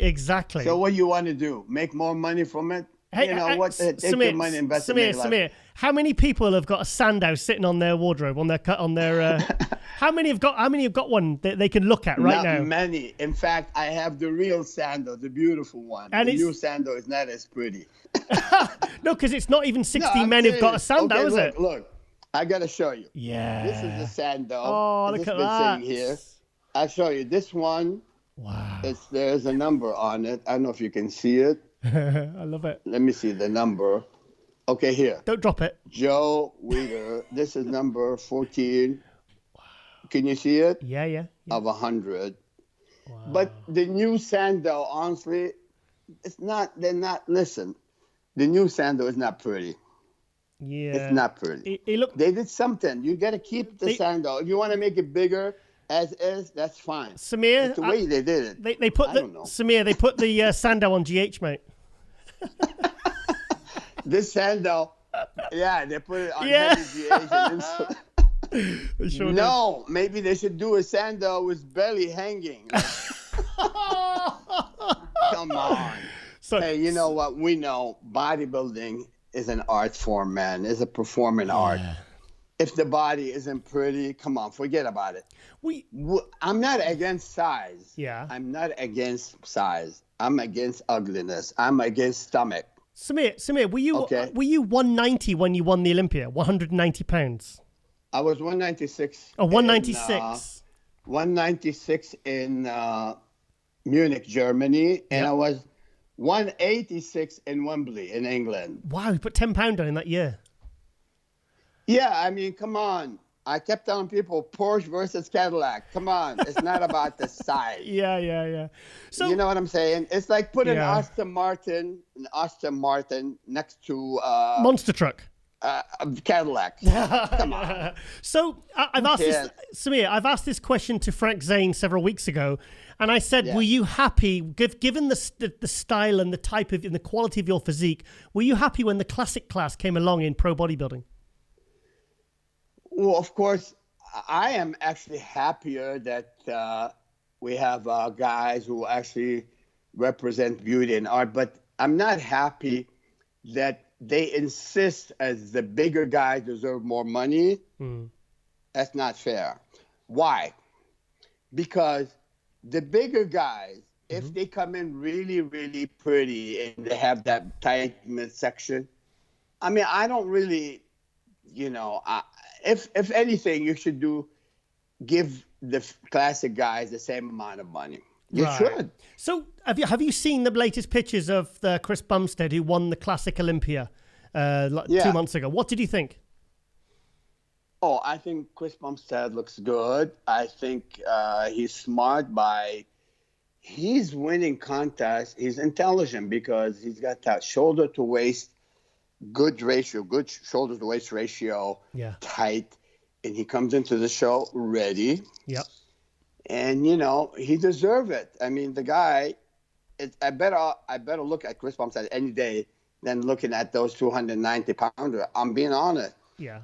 Big arms or big legs don't mean crap to me if you don't have a balanced body. Okay? The art of bodybuilding is implanted in my brain, in my eyes. I know a pretty body when I look at it. But again, would I like Bumstead to be better? Yeah, if Bumstead actually improve, can maintain that, V shape and that quality, and by gaining even 7-8 pounds of muscle, he will make a progress and get better and better. He still has 10 pounds, Samir. He still has 10 pounds before he reaches the classic limit. So he could do that. He could do that. He could. I'm sure he won it twice in a row. And, like, for example, my friend Breon. Yeah, Breon Hensley, Breon, who actually won it, I think, the second or the third year, 2 years ago. Twice. I think Breon or three? He Three said times. No. He needed to modify some things. I think his presentation is hurting him. And I don't know. If you look at Vaillant's physique 2 years ago and look at it now, I don't know. I kind of liked his look 2 years ago. I think I was at the 2017 Olympia, and I remember being right at the back. I was walking through, and I can remember seeing the separation in his hamstrings from like 300 foot away. Incredible. Oh, yeah. My God. I mean, when Vaillant won, he was really shredded. Yeah. And, I mean, again, I have to say, the classic physique is more fun for me to watch. Yeah. And those guys are all good. Depend on who's going to come in looking sharper and pose better. I mean, I could look at Frank Zane posing. If you bring Frank Zane today, let's say Frank Zane come back to compete at 210 pounds with his line and comes in shredded at 210. Honestly, I would go that route much better. I think he'll be winning Olympia again. Yeah. Even let's say guys like myself come back at 210 sliced. Yeah. Or 208 sliced to the bone. I think I could win Olympia again. I tell you what, Samir, that 1983 look, that was just a sensational look. And I'm glad you won the Olympia looking like that, because that was, I mean, that rear double bicep, I mean, the side Samir shot, those shots, they're hard to beat, man. They're really hard to beat. Well, Giles, like I said, it's really the combination. Yeah, it's it was the separation in your back and your hamstrings, and you even had separation in your glutes and your hamstrings, which wasn't really seen back then. The thing is, Giles, this is how I won the Olympia. I'll tell you why. We have Bertel Fox from Great Britain. Of course. It was unbelievable. Huge, massive, beyond anyone's imagination. Yeah. And you don't really know Bertel Fox until you see him in person moving. He's massive. Yeah. And the thing is, why would a guy like me beat Bertel Fox, who is actually at least 10 pounds more beef on his body? Why did I win? We go back to one thing called the package. Yes. The package, when I pose from the front, from the sides, from the back, and even when I pose, every transition, every angle, I made sure every pose I've done is good from head to toe, and this is how you win. And you know who infected me with this disease? Frank Zane. Wow. And so I looked at Frank Zane as growing up back in. Remember when I said I met Joe at 78, Mr. International? Yeah. During this year, I watched Frank Zane cleaning up at the Olympia. Of course. Because I was a contestant. I was backstage. So I would look at Frank Zane backstage. He looks good. Yeah. And I look at Robbie Robinson. Wow, look at how big. Incredible. Mike Menzer, huge. Dennis Tenorino, Boyko, they all look freaky backstage. But when I went and I sit down behind Jim Mannion and those guys, the judges, and Frank Zane came out, honestly, he destroyed all of them. Oh, wow. I think, honestly, they were bigger backstage, and I was impressed. And so it clicked in my head, and it's about the package. Yeah. What you see from here to here, you could impress you. But if I go back and you start seeing weak calves and weak quads, I mean, look, I'll give you an example and see how crazy I am. What do you see here? What do you see? Yeah. Tight midsection. Ab. Yeah. So now when I go back, what do you see? Yeah. It's all there. From 10 yards away under the light, the package killed them all. Yeah. Balance package etched to the bone. Thing is, you had Frank Zane. Thing is, you had balance, but you also had some killer body parts, like your back and your triceps were incredible. Yeah, my body fat was lean, and the thing is, sometimes people don't differentiate between fat and flat. You have to peak properly. So the clarity to the muscle does matter. The clarity. So you don't have, you have to create balance between intracellular and subcutaneous fluid. Yeah. So when you have a plenty of intracellular fluid and your muscle like kind of pops up, with minimum subcutaneous fluid, so you have more clarity, along with very, very low body fat and good muscle control. That's it. This is what Bumstead doing. This is what Bumstead doing now. Yes. See, he's fighting the war with the overall package, but he might lose the war maybe in the arm department, maybe in the chest department, but then you bring him back from far away overall, and he's winning in the package, and that's a smart bodybuilding. So Samir, going back to the first Olympia I really noticed you was on the total rebuild. It was the Arnold's comeback in 1980 in Sydney. So you when was your first Olympia? That was 1980 when Arnold made a comeback. So that was your first Olympia? Yes. So you slowly over those next 3 years really worked your way up and just kept improving? Naturally, when I came out to California, I was very, very motivated. I was driven, and I saw all the greatest. And I'm really fortunate to be among the greatest in the game. Yeah. When I came out here, I was around the greatest. I would go visit Frank Zane at home and discuss things with Frank. I see Arnold all the time. I lived with Danny Padilla for a month. Wow. I was around those real champions and that did things properly. Mike Menzer was around me quite a bit. Casey Viator. I lived around these people on a daily basis. So can I ask you a quick question? Do you still see Frank Zane anymore? Because I imagine you're in the same area, correct? I talked to Frank. The last time before the pandemic, I saw him. Okay. But ever since this crap was the pandemic, I didn't see him. But I talked to him on the phone a few weeks back. Okay. I love Frank. I mean, Frank was one of those guys that I looked up to. I remember when I came to California, I was really eager. Oh, Frank Zane. I said, Frank, I want the posing trunks. I went to Frank's house. It was in Santa Monica. Yeah. And I became friends with Frank. And I loved he's just a wonderful, real human being. Yeah. Wonderful. And I remember went out to eat with him and Christine. So, people like Frank, I respect so much because they were a real champion and they influenced me in a great deal. Yeah. So who was your who was your favorite person to train with from that entire era? Legs with Tom Platz? Well, actually, I have a few workouts with Mike Menzer and Casey Viator. Did you follow their style?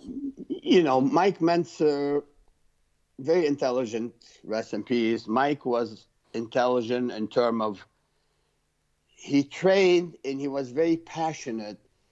And in fact, I'm a little bit more passionate than Mike. Even he told that to Joe. He said, Mike Menzer told Joe, he said, Joe, I know one guy in this world love bodybuilding more than me.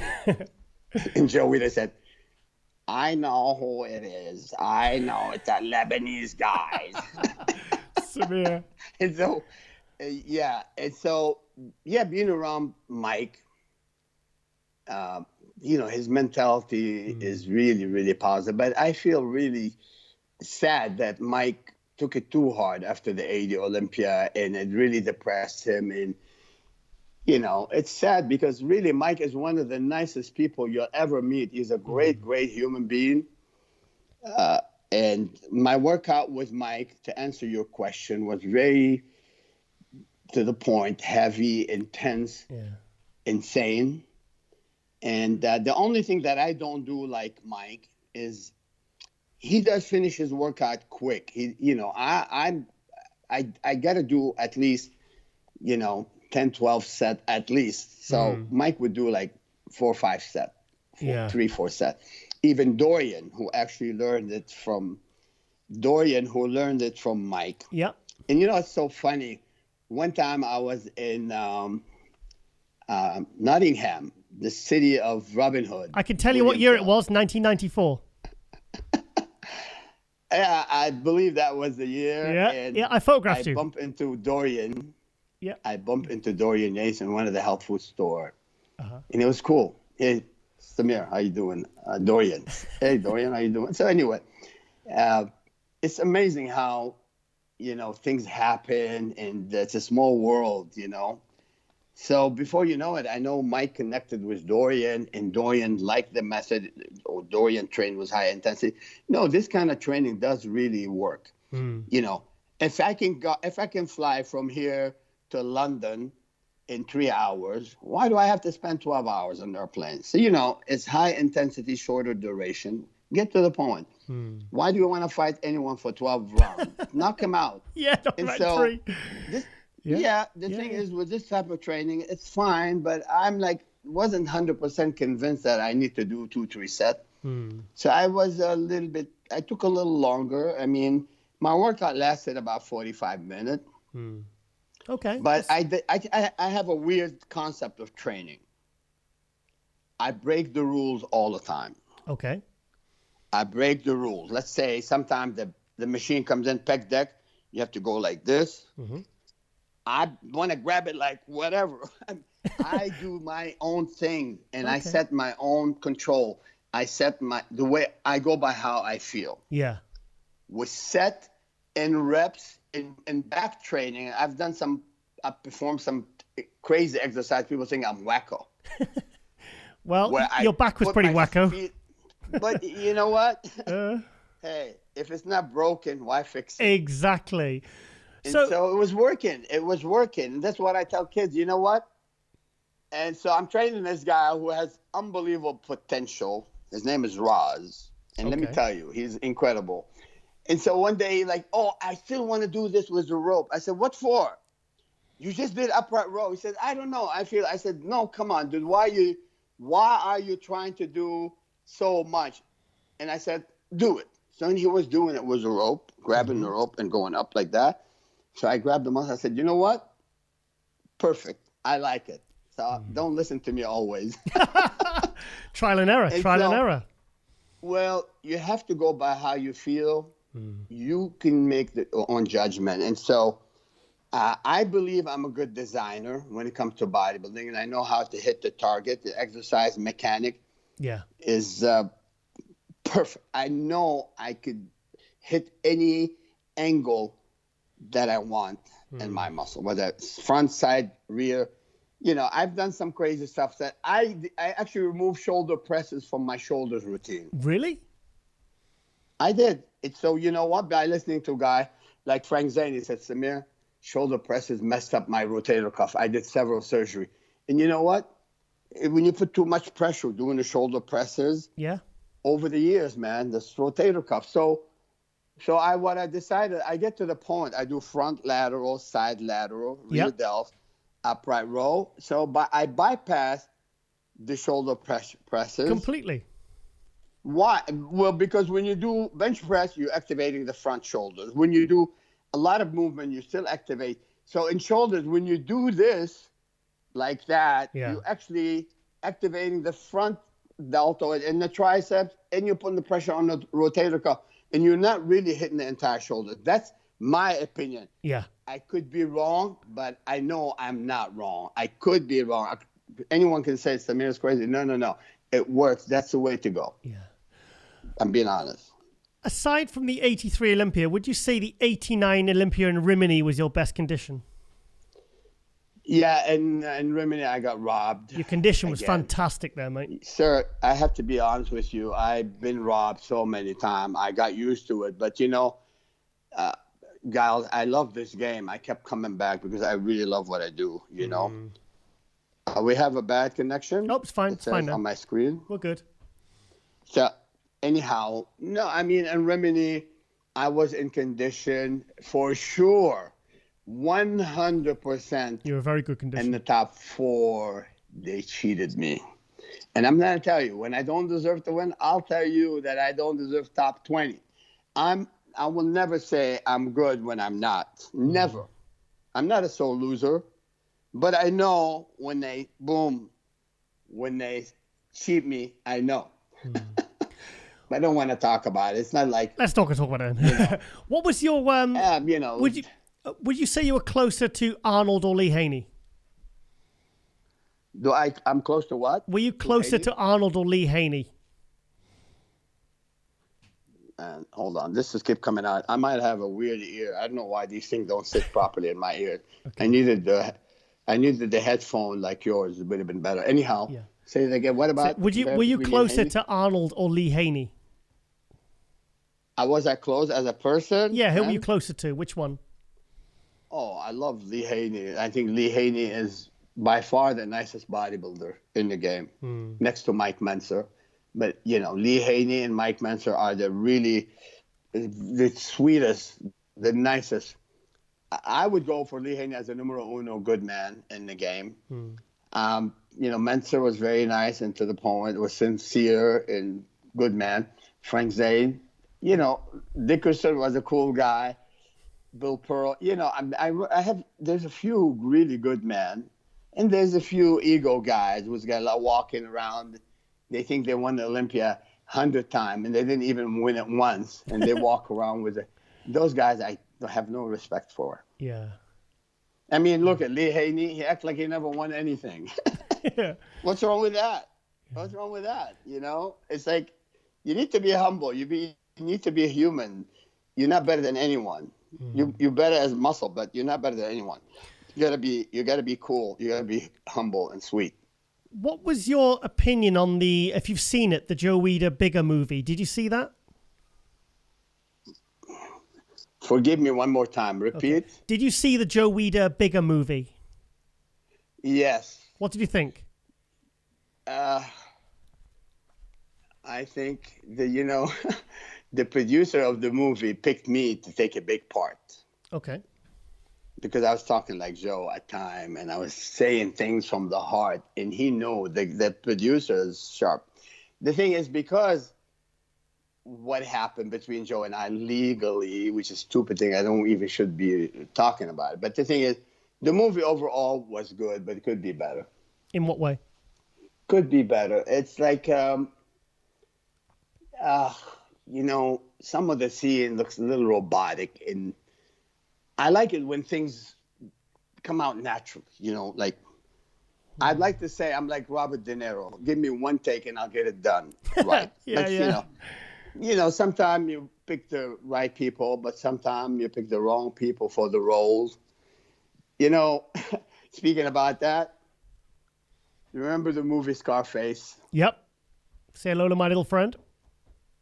And so, say hello to my little friend. And so, in that movie, we had several guys, Ed Giuliani at World Gym. Yeah. Arnold, and many, many people will try to do, you need people like me. You need people like, remember that part when Al Pacino get pissed off at his wife in a restaurant in front of everyone, and he get mad at every people and tell him, what are you looking at? Yeah. Remember that part? So we used to do that part. It's like almost 3-4 minute parts. So everyone does this part. And so I did it in front of Ed Giuliani and Arnold, many people at World. And before you know it, I get an autographed photo from Al Pacino. Oh, did you? Yeah, I get an envelope in the gym. His trainer, he said, Al, he voted for you. He signed the picture for me somewhere. Oh, fantastic. But, I love, I won the Al Pacino Award, and I won the Robert Kennedy Joe Weider Award winning his imitation. Now, I love, and, acting would have been something that I would have done pretty good at, but I never really got into I was so crazy about bodybuilding. And, so you do a lot of coaching nowadays, and is that what takes up most of your time? What? So you're saying that you do a lot of coaching nowadays. Is that what takes up most of your time? I do. I'm starting, like I said, I'm passionate about the game right now. You need to check out in about a month approximately, we're launching Lion Bodybuilding. And so I'm going to do that again. I coach few people right now, but I can't do, anyway, I have a team right now. We're working something. You will know about it in time, Gal. The thing is, I don't like what I see. And I think so many of the kids right now, are taught the wrong things. Okay, I hate to point finger and say he's no good. He's no good. I don't want to say the athletes are no good. I want to say their coaches are not good because they're not from the heart of the game. And you know, for me, the first thing I want to do is I want to lead these people to health, because health is wealth to me, in the proper way to bodybuilding. Okay, so this is why I have a couple of people on board who are very smart, educated, and they care about the health and well-being of the athletes. And we wanted to do something and bring back the good old school, the proper way to bodybuilding. And so I wouldn't mind. I mean, I'm interested in the repairing and making the sport better. Good. Oh, that sounds interesting. Yeah. Yeah, you know, guys, I mean, you know, you just told me a guy like, you know, Chris Bumstead, nice body, the physique guy. You know, those guys did it properly. And, you know, so many of the bigger guys are not doing it right. So you don't want to get big at all costs. If you get huge and have an ugly midsection, you're no good. Everyone start looking the same. I'm tired of this fridge-like look of bodybuilding. I don't like that. Well, I mean, like, take, say, someone like Sean Roden in 2018. I mean, that was surely that's a very classic-looking physique. He's got a tight midsection. What was your thoughts on when he won the Mr. Olympia in 2018? I love Sean. Sean Roden, he's sane. And look, we all try bad things at times, but, you know, to me, if a child plays with electric outlet and gets shocked, he knows that not to do it again. Yeah. But when are these guys going to learn? When something isn't working, stay away from it. And I think Sean Roden is smart by teaming up with Chris Aceto. Yeah. And they followed the smart approach, and they did it and looked at quality and harmony. And then, you know, Sean Roden, he won deservingly. Why did Roden win against Phil Heath? It's clear. What's clear? It's the flow, the midsection, which is, that's what messed up Phil Heath. I'm going to tell you, Phil Heath, like he was the first 3-4 years, nobody would beat him. Nobody would beat him today.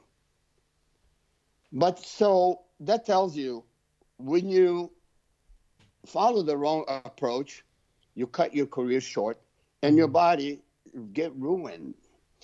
So Sean Roden, he went to the right approach and he got better. It's a shame that he's not competing now because of his accusation of doing whatever. I honestly think he's not guilty. I think he's a great guy, knowing how he is. But anyway, that Sean Roden was fantastic, especially in the midsection. That's why he beat Phil Heath.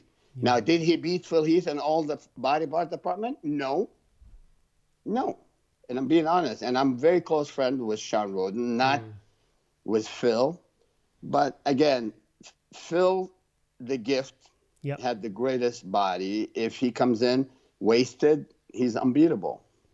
So who would you say is your absolute favorite physique of the last 20 years? Me? No. Last 20 years. You know, I like Dorian when he's minus 20 pounds. Oh, right. Okay. I didn't think you'd say that. I think Dorian looked better also in his first 3 wins. He looked incredible. You were there. And I think Dorian, he didn't look as good, although he won deservingly. You know, I honestly believe guys like Sean Ray is worthy of a Mr. Olympia, because Sean Ray and Kevin DeBrone didn't cross the line into ugliness. You notice? And if you look at Sean when he posed, he was elegant. Yeah, amazing.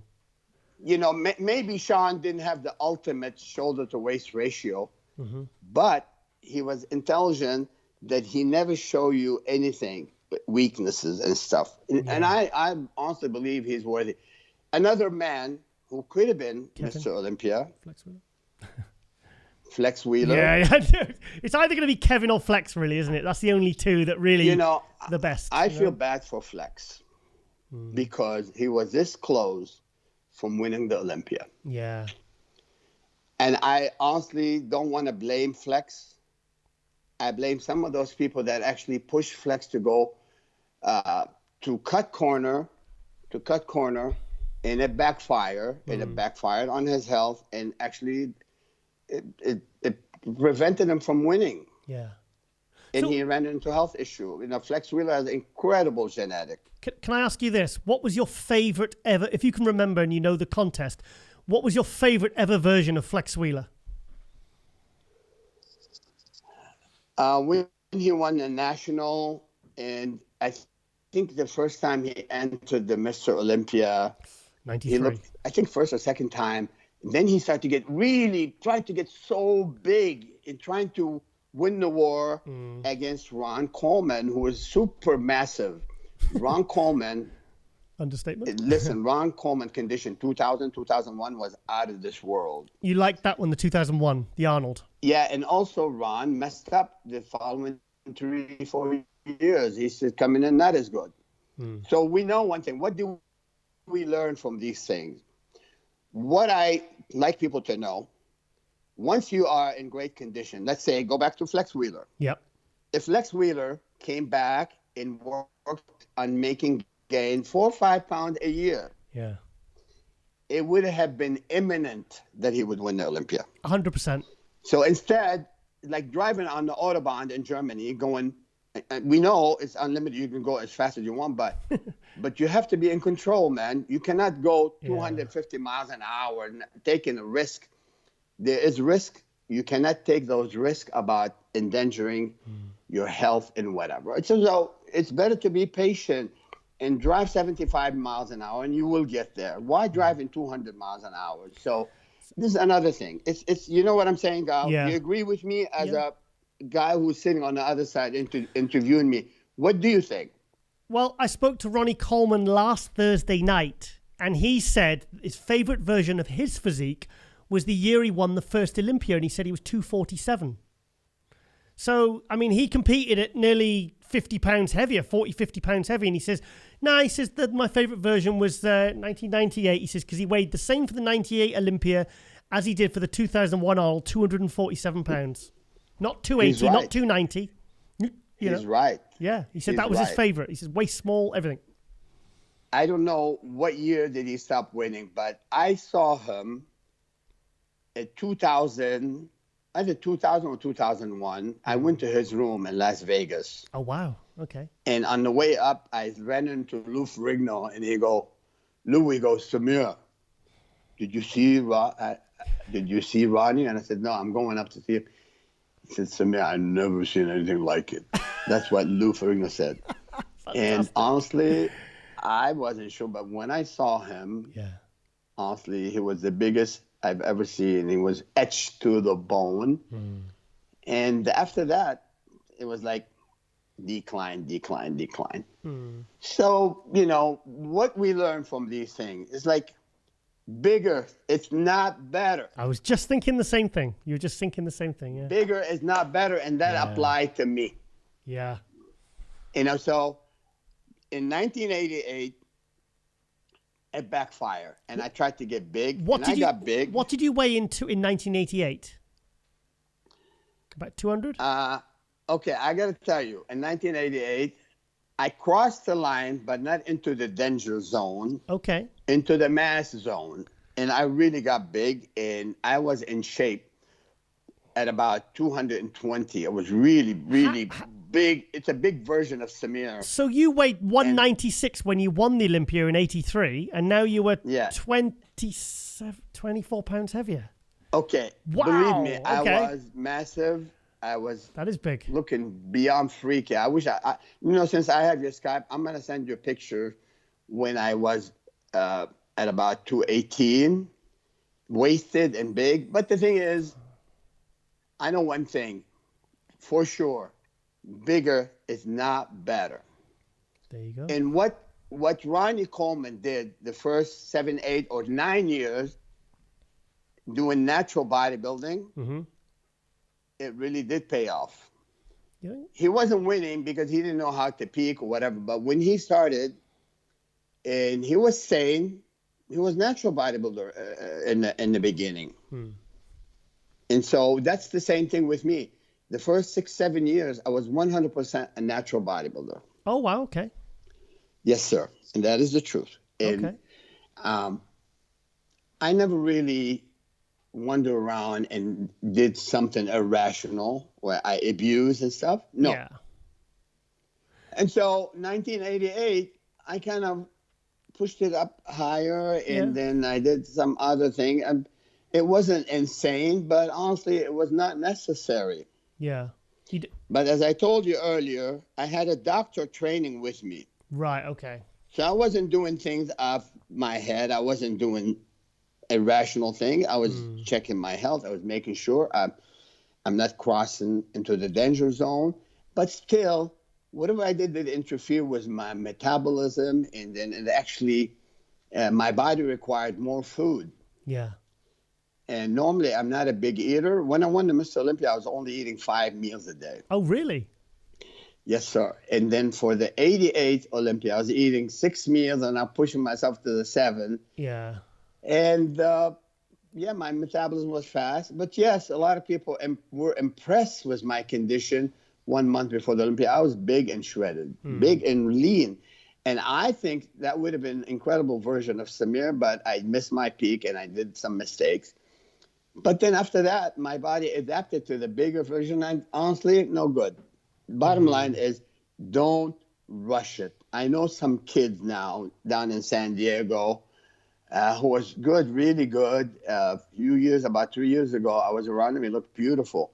So I think he did something. Now he got big too fast. Honestly, I'm not impressed right now.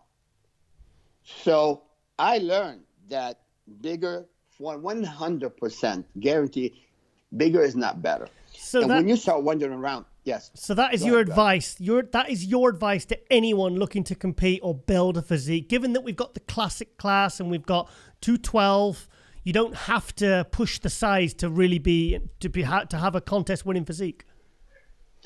Let me just be blunt. I'm just gonna say it like it is. Nobody should be using high amount of growth hormone. Yeah. Nobody. Yeah. Definitely do not touch stuff like insulin. Definitely don't. Thank you. That is the worst thing can anyone do, touch insulin. Why? Believe me. Why? It's the worst. I mean, the worst thing you could do. And if you get away with it the first year, but the second year, you ruin. Because some of those guys now develop all this, they all call it pregnancy. But when you take an insulin, and it requires to have high glycemic carbs when you take in, when you take insulin, you got to have tons of high glycemic carbs and sugar. And that leads to more volume in the muscle cell, and at the same time, it creates hell to your visceral fat in the middle. So year after year, after a year or two, the volume of the visceral fat almost triple, quadruple. And even company like Serrano Lab, they come out with a version of growth hormone that actually antagonize the visceral fat, because every gay guy in West Hollywood here have a belly. Oh God, really? I'm not saying all on GH. Wow. Okay. All the guys who are healthy now because they gave them AIDS, they gave them HGH because it's gonna build their immune and they're gonna be able to fight the HIV. Anti-aging as well, they say. Like, because Sylvester Stallone likes his low-dose GH and test, doesn't he? Okay. HGH is an anti-aging when you use it in 1 and 2 IU. Right. 1 okay, IU. Okay. It's not an anti-aging when you take this much. This is for T-Rex maybe needed, but not for a human being. Yeah. If a T-Rex was still around and using 12 IU, it would have been way too much. Why? Why for hell? Yeah. Well, I'm diabetic. I found out I was diabetic 8 years ago, and Yeah, I hate the use of insulin in bodybuilding. I never used insulin when I competed, but insulin use in bodybuilding, I always cringe. Because what it does, I mean, like you said, it volumizes the muscle, so the weight scale is going up by 20 pounds. And bodybuilders think, and they get a great pump when they're training, and they think, this, I'm building muscle. But they're not building muscle, they're just filling the muscle, aren't they? It's not developing the muscle at all.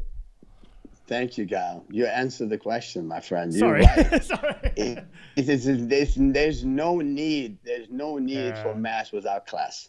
100%. I mean, I always compared it. You know, I don't want to be sarcastic, but we have to be real, man. We need to educate these guys. You know, I'll tell them, you know what? This is my glasses. If it was of 18 or 24 karat gold, it would be much more valuable. Why do you want to downgrade your quality? You take your body to 10 karat. Why? Even below, you become like a plastic. Why don't you want to look like Zane quality, like Arnold had that quality muscle? It looks, you know what's funny? If you look at guys back in the days, even when they were smooth, they still look good. Yeah. They still look good. These guys, they're not getting it. They think, oh yeah, I will have a cross cut like Samir tricep and I have a Christmas tree, but it's okay to have my belly hanging. Yeah. What the hell is wrong with these people? Are they stupid? What the hell? They don't get it? Yeah. What's wrong with these self-proclaimed coaches? Yeah. They're such a meathead. These guys don't know even how to wipe their ass. They should take the diaper, take their face mask and put it on their butt because they need it. They're so dumb. Thing is, these coaches, they want to be able to say to their client, I can put 15 pounds on you very, very quickly. Do this, this, and this. And they put 15 pounds on, and then it's like, oh, look what I've done to my client. They're so much bigger. But they're not better, are they? Giles, I got to tell you something. I've been around long enough.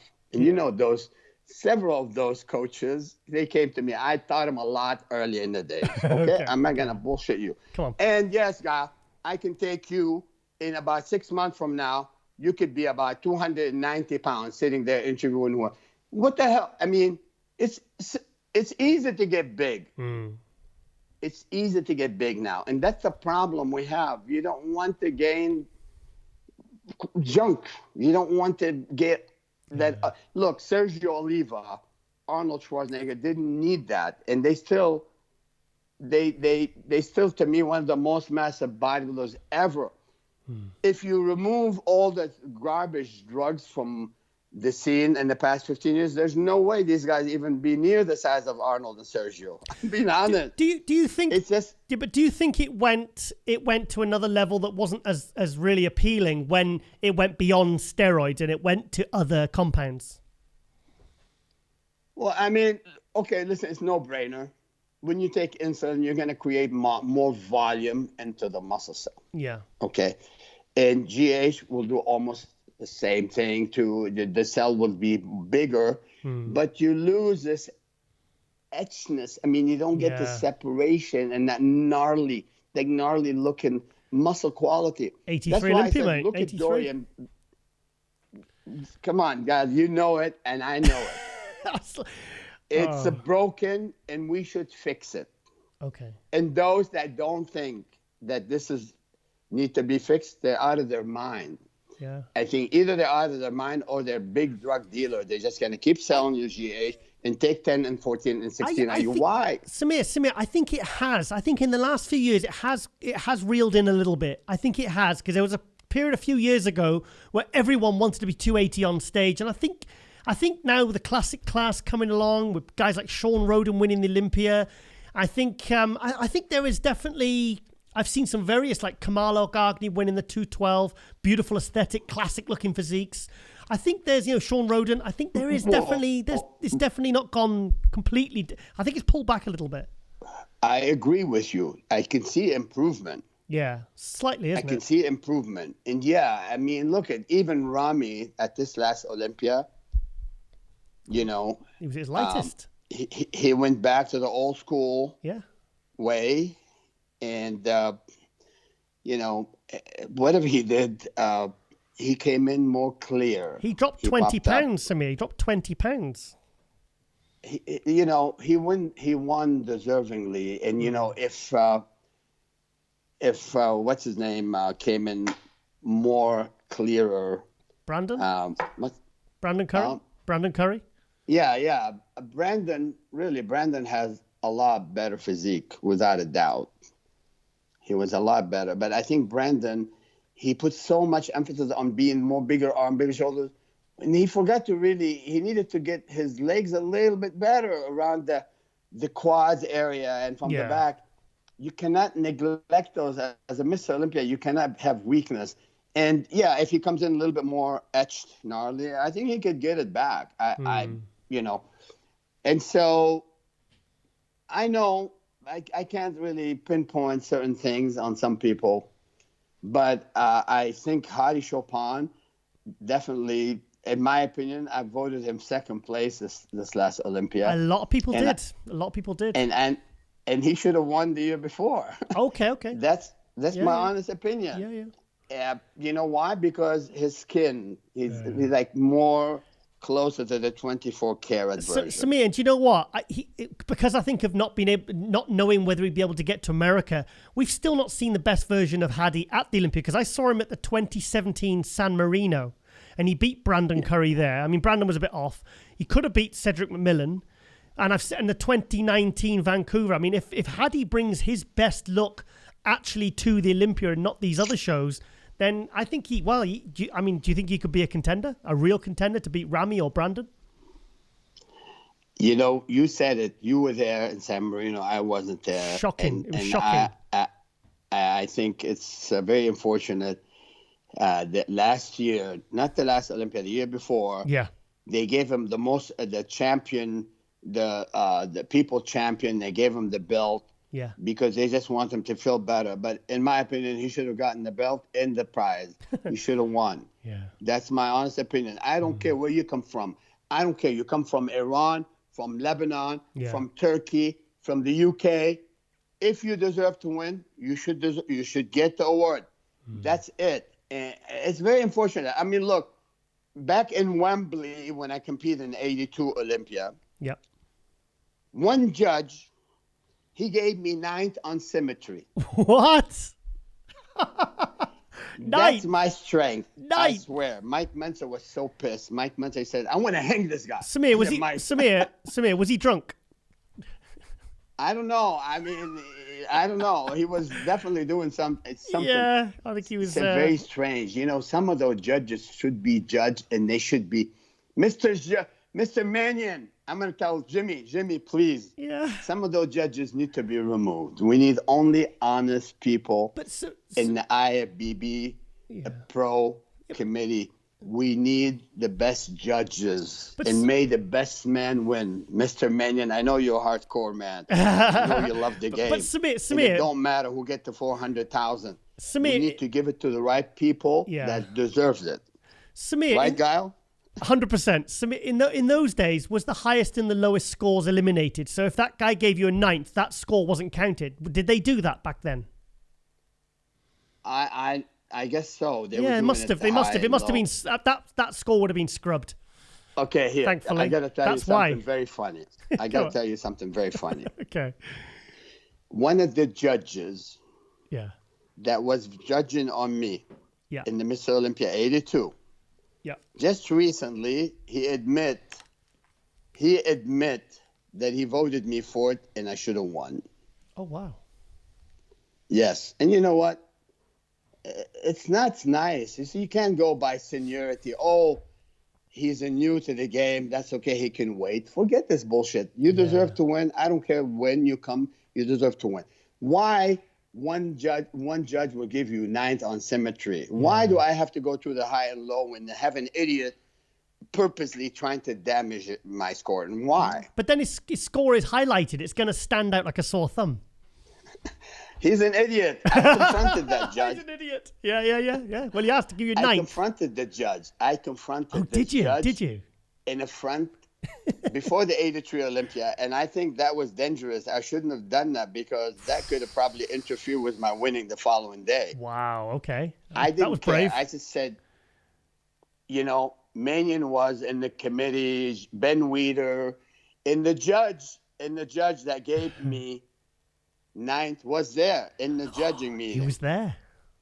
Okay. And I said, Mr. Lodek, could you please explain how did you arrive to Samir Bannout deserving 9th on symmetry?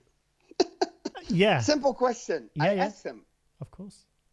What the hell did you put in your vodka? What is it? What did he say? Tell me. He goes, I'm sorry. I'm really, really sorry. I made a mistake. You made a mistake. Is that what he said? He said that. And then I said, look, man. Resign. I busted my ass for 1 full year. Yeah. What the hell? Are you doing the United States budgeting? What is it? We're only 14 fucking guys. Yeah. What the hell's wrong with you? Oh, my God. And he apologized. Okay. Yeah, perfect. He apologized. A little bit too late. Yeah. Oh, but Samir. You know what? The next day, listen to this. Well, you won. The next morning, he says, Samir, I hope you don't mind me judging for the 83 Olympia. Yeah. And I said, man, you know what, man? Forget about it. Bury the hatchet. You're okay. Yeah. Only God is perfect. And you know what? That son of a bitch gave me 2nd place at the 83 Olympia. No way. Oh. Well, I'm being honest. There you go. This guy, and Mike Mentor said, Samir, I know you're a nice guy, but you know what? You know what is this, right, Samir? Yeah. You know what is this? He deserved one good one, uppercut. Uppercut. Oh, wow. I'm like, well, I can't stand it when people, when you're forgiven and say, you know what, you bury the hatchet and, you know, we're good. And then you go back to your old habit of being an asshole. Yeah. Well, the other 8 guys put you in the right place. Unbelievable. I'm telling you, some people are evil. It's just that some people can't, you know, they can't change their habits of being idiots. The other 8 judges didn't. They did the right thing, and that's all that matters, mate. At the end of the day, you got that Olympia, you got that Sandow, and you're one of only 16 men to have won that, and that's something only 15 other men can ever say. And I mean, you know, what's that of like 10 guys that are left alive now? You're one of those that can say that you've won it, and you can point to your Sandow, you know, and you can be proud of that for as long as you live, you know? Thank God I escaped with one. Yeah, you got one.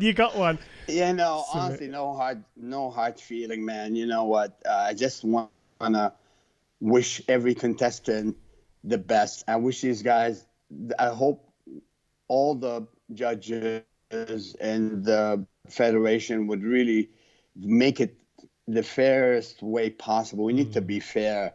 I tell you what, I've been through it all. Yeah. Again, I don't hold grudges, but we should really learn from it. You know, I mean, here I am 25, 30 years later talking about it because it's like a scar. With These passion. people they should be ashamed of themselves and doing what they did. It was wrong. It was very wrong.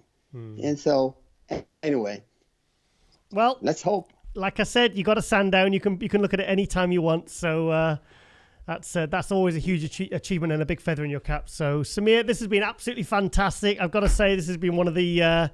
I love getting the legends on, people like yourself, Frank Zane. It was a real honor to have you guys on. You know, so thank you so much for taking the time. This has been. I'm annoyed with myself. I didn't get you on before now. That's okay, Giles. Sorry about the communication issue early on, but the honor, I'm happy we talked. And if you need anything else in the future, feel free. Don't hesitate. You can contact me. And it was great talking to you, too. Samir Bannout, 1983 Mr. Olympia, legend. Thank you so much for coming on Global Muscle. Really appreciate it. Thank you. Bye. Thank you. Take care. God bless. Bye-bye. Okay, guys, it is shout-out time for Season 4, Episode 6. Yeah, I'm losing track, yeah. Episode 6 of MD Global Muscle. Okay, we've got a few shout-outs this week. We have Jamie Dorigo, the 212 Pro. Lives in Dubai, isn't it? Lives in Dubai at the moment. Yeah, lives in Dubai. Very, very good 212 Pro. Turned pro a couple of years ago. We've had him on the show in Season 2. We'll have to get him back on again, actually. Jamie, let's get him back on again. Now our production's slightly better. Yeah. We don't talk about those few episodes. They were just horrible in terms of production, not the guests. Now, I mean, as you can see, Jamie posts a lot about his athletes that he preps because he's got a very successful coaching business. But the main reason I wanted to, the main reason I wanted to give Jamie a shout out is because he got married recently. Yay! Adding sound effect. Okay, all in white. Is it just the bride that's supposed to be in white, isn't it? Is that? Yeah, that's how it's supposed to be. Is that? And he's not. He's in white as well. Okay. 2021. And his teeth are very white as well. So, yes, very lot of attention to personal grooming, which is great. Yeah, obviously married on the beach. I'm assuming in Dubai. No, it wasn't in Dubai, was it? It was the Caribbean, I think. So, yeah, Flex Lewis, congratulations. That's nice. Yeah, I think Jamie turned pro at the Flex. If I'm sure I'm right on this one. I think he turned pro at the Flex Lewis Classic back in. I'm sure it was 2017 before the split of the IFBB. Oh, that's nice. Okay, let's have a look. Yeah, there's a nice little video as well I want to play. Oh God, how do I get this down? Right, 1 second. Okay, this video here. This is a nice one. Yeah, I think this is in. Yeah, I'm pretty sure this is in the Caribbean. Oh, happy birthday! Oh, it's not. Yeah, lights. Oh, what is going on here? Right. Okay, there we are. Right. Okay, here's his lovely new wife. I think they've been together a few years. Let's travel together and get lost in beautiful places. That's nice. Bit of good news there. Obviously, there's not a lot of good news going on in the world right now, so we'll take what we can get. Thank you very much. So, yeah, he's really, he's building quite a very, very good name for himself as a coach and as an athlete. Very, very successful. As you can see, look at these. Look at the athletes that he's prepping. I mean, they all look great, all in great shape, all in great condition. So, my God, he's got loads of clients, hasn't he? So, Team Rigo.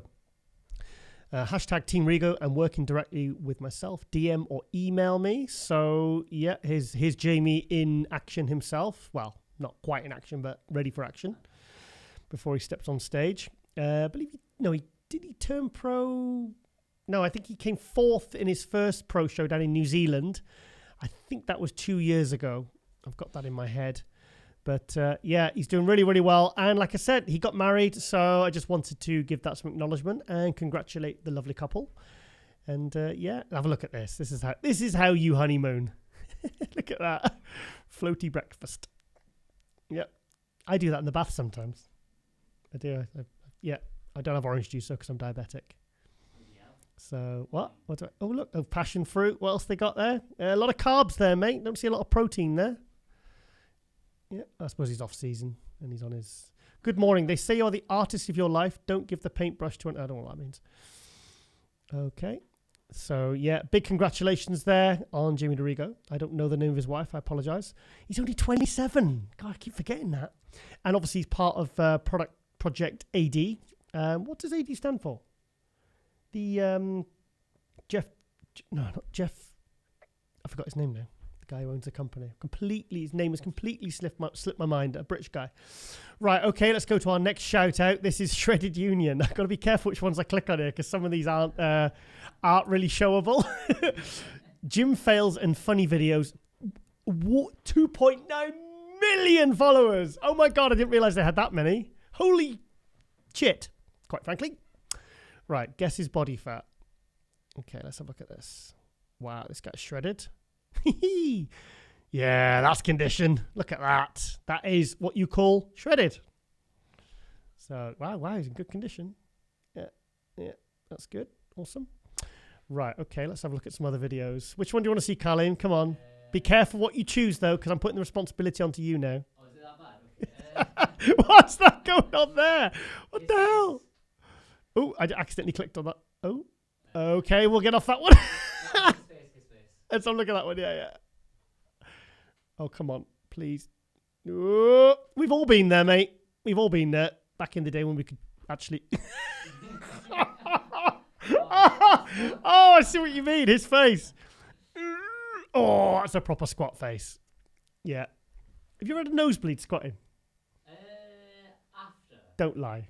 No, when I go home. Yeah, when you pick your nose when you get home, that doesn't count. I've burst blood vessels in my eyes squatting and leg pressing. I've passed out. I've collapsed many, many times. I was unconscious for 10 minutes once. Puked? Yeah, I've puked. No, I don't think I've puked actually. I've been gone to be sick, but Have you done What? When you pee yourself. I don't know. Hang on. What am I looking at? What are we looking at? Not that. Not that one. No, that's a guy. That's a guy's chest. I'll click on it. This is gross. No. We shouldn't re-show that. Go on, do it. No, come on. UFC, that voiceover. No chill. What's this? Is that short people? No, let's not show that. We'll get told off for that. Put your shirt on, bro. Oh, there's Margie. Margie G. Marvelous. Yeah, I would put your shirt on, mate. Let's put the music on. Oh, it's on that thing again. Oh, get it off. Get done for bloody copyright again. Yeah. Put your shirt on, mate. Yeah. Oh, I got Margie there. Second in Olympia. Miss Olympia, first one back. So she's number 2 in the world, female bodybuilder, so he's putting his shirt back on. I think I would too. Well, I certainly would now. Bloody no gym's open for the last few months. 13 reasons why who. Come on, we're going to show one more, Kaleem, and I'm putting the responsibility to you, because if it's a naughty one... Sorry, I can't hear you. I got the headphones on. Which one? The left one. That one? Yeah. You want to see that? Okay, please don't be an unacceptable one. When you spot a gym chick... What is this? Oh, it's TikTok for it. Oh, I see. Right. Okay. Yeah. I saw this one. Yeah. I want to see one more. Come on. I want to see one more that we're actually allowed to show.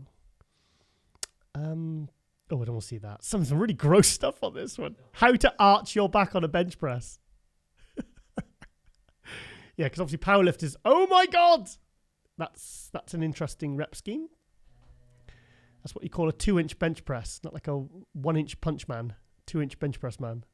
What's he doing? Jesus, that would hurt, wouldn't it?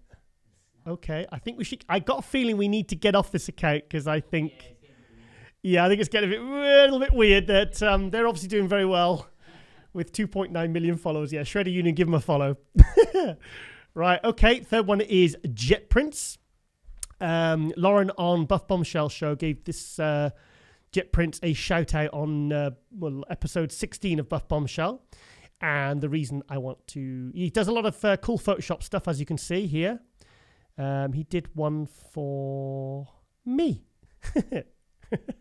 That's me with Ronnie Coleman, and that's my supposed signature, which looks nothing like my signature. That's cool. As you can see, I said love it, thanks mate.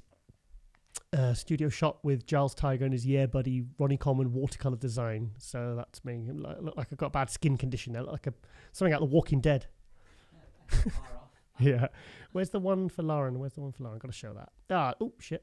Pressed the wrong button there. Okay, that's Lauren and Emma here in this studio. Lauren looks a bit like what does she look like there? Cher with the melty face. It's just, what does Emma look like? Well, obviously you're not supposed to zoom in. It's supposed to have the nice watercolor arty effect. But as you can, what was funny about it? Okay, as you can see, he does really nice stuff. Oh, there's another one of Lauren, Lady T.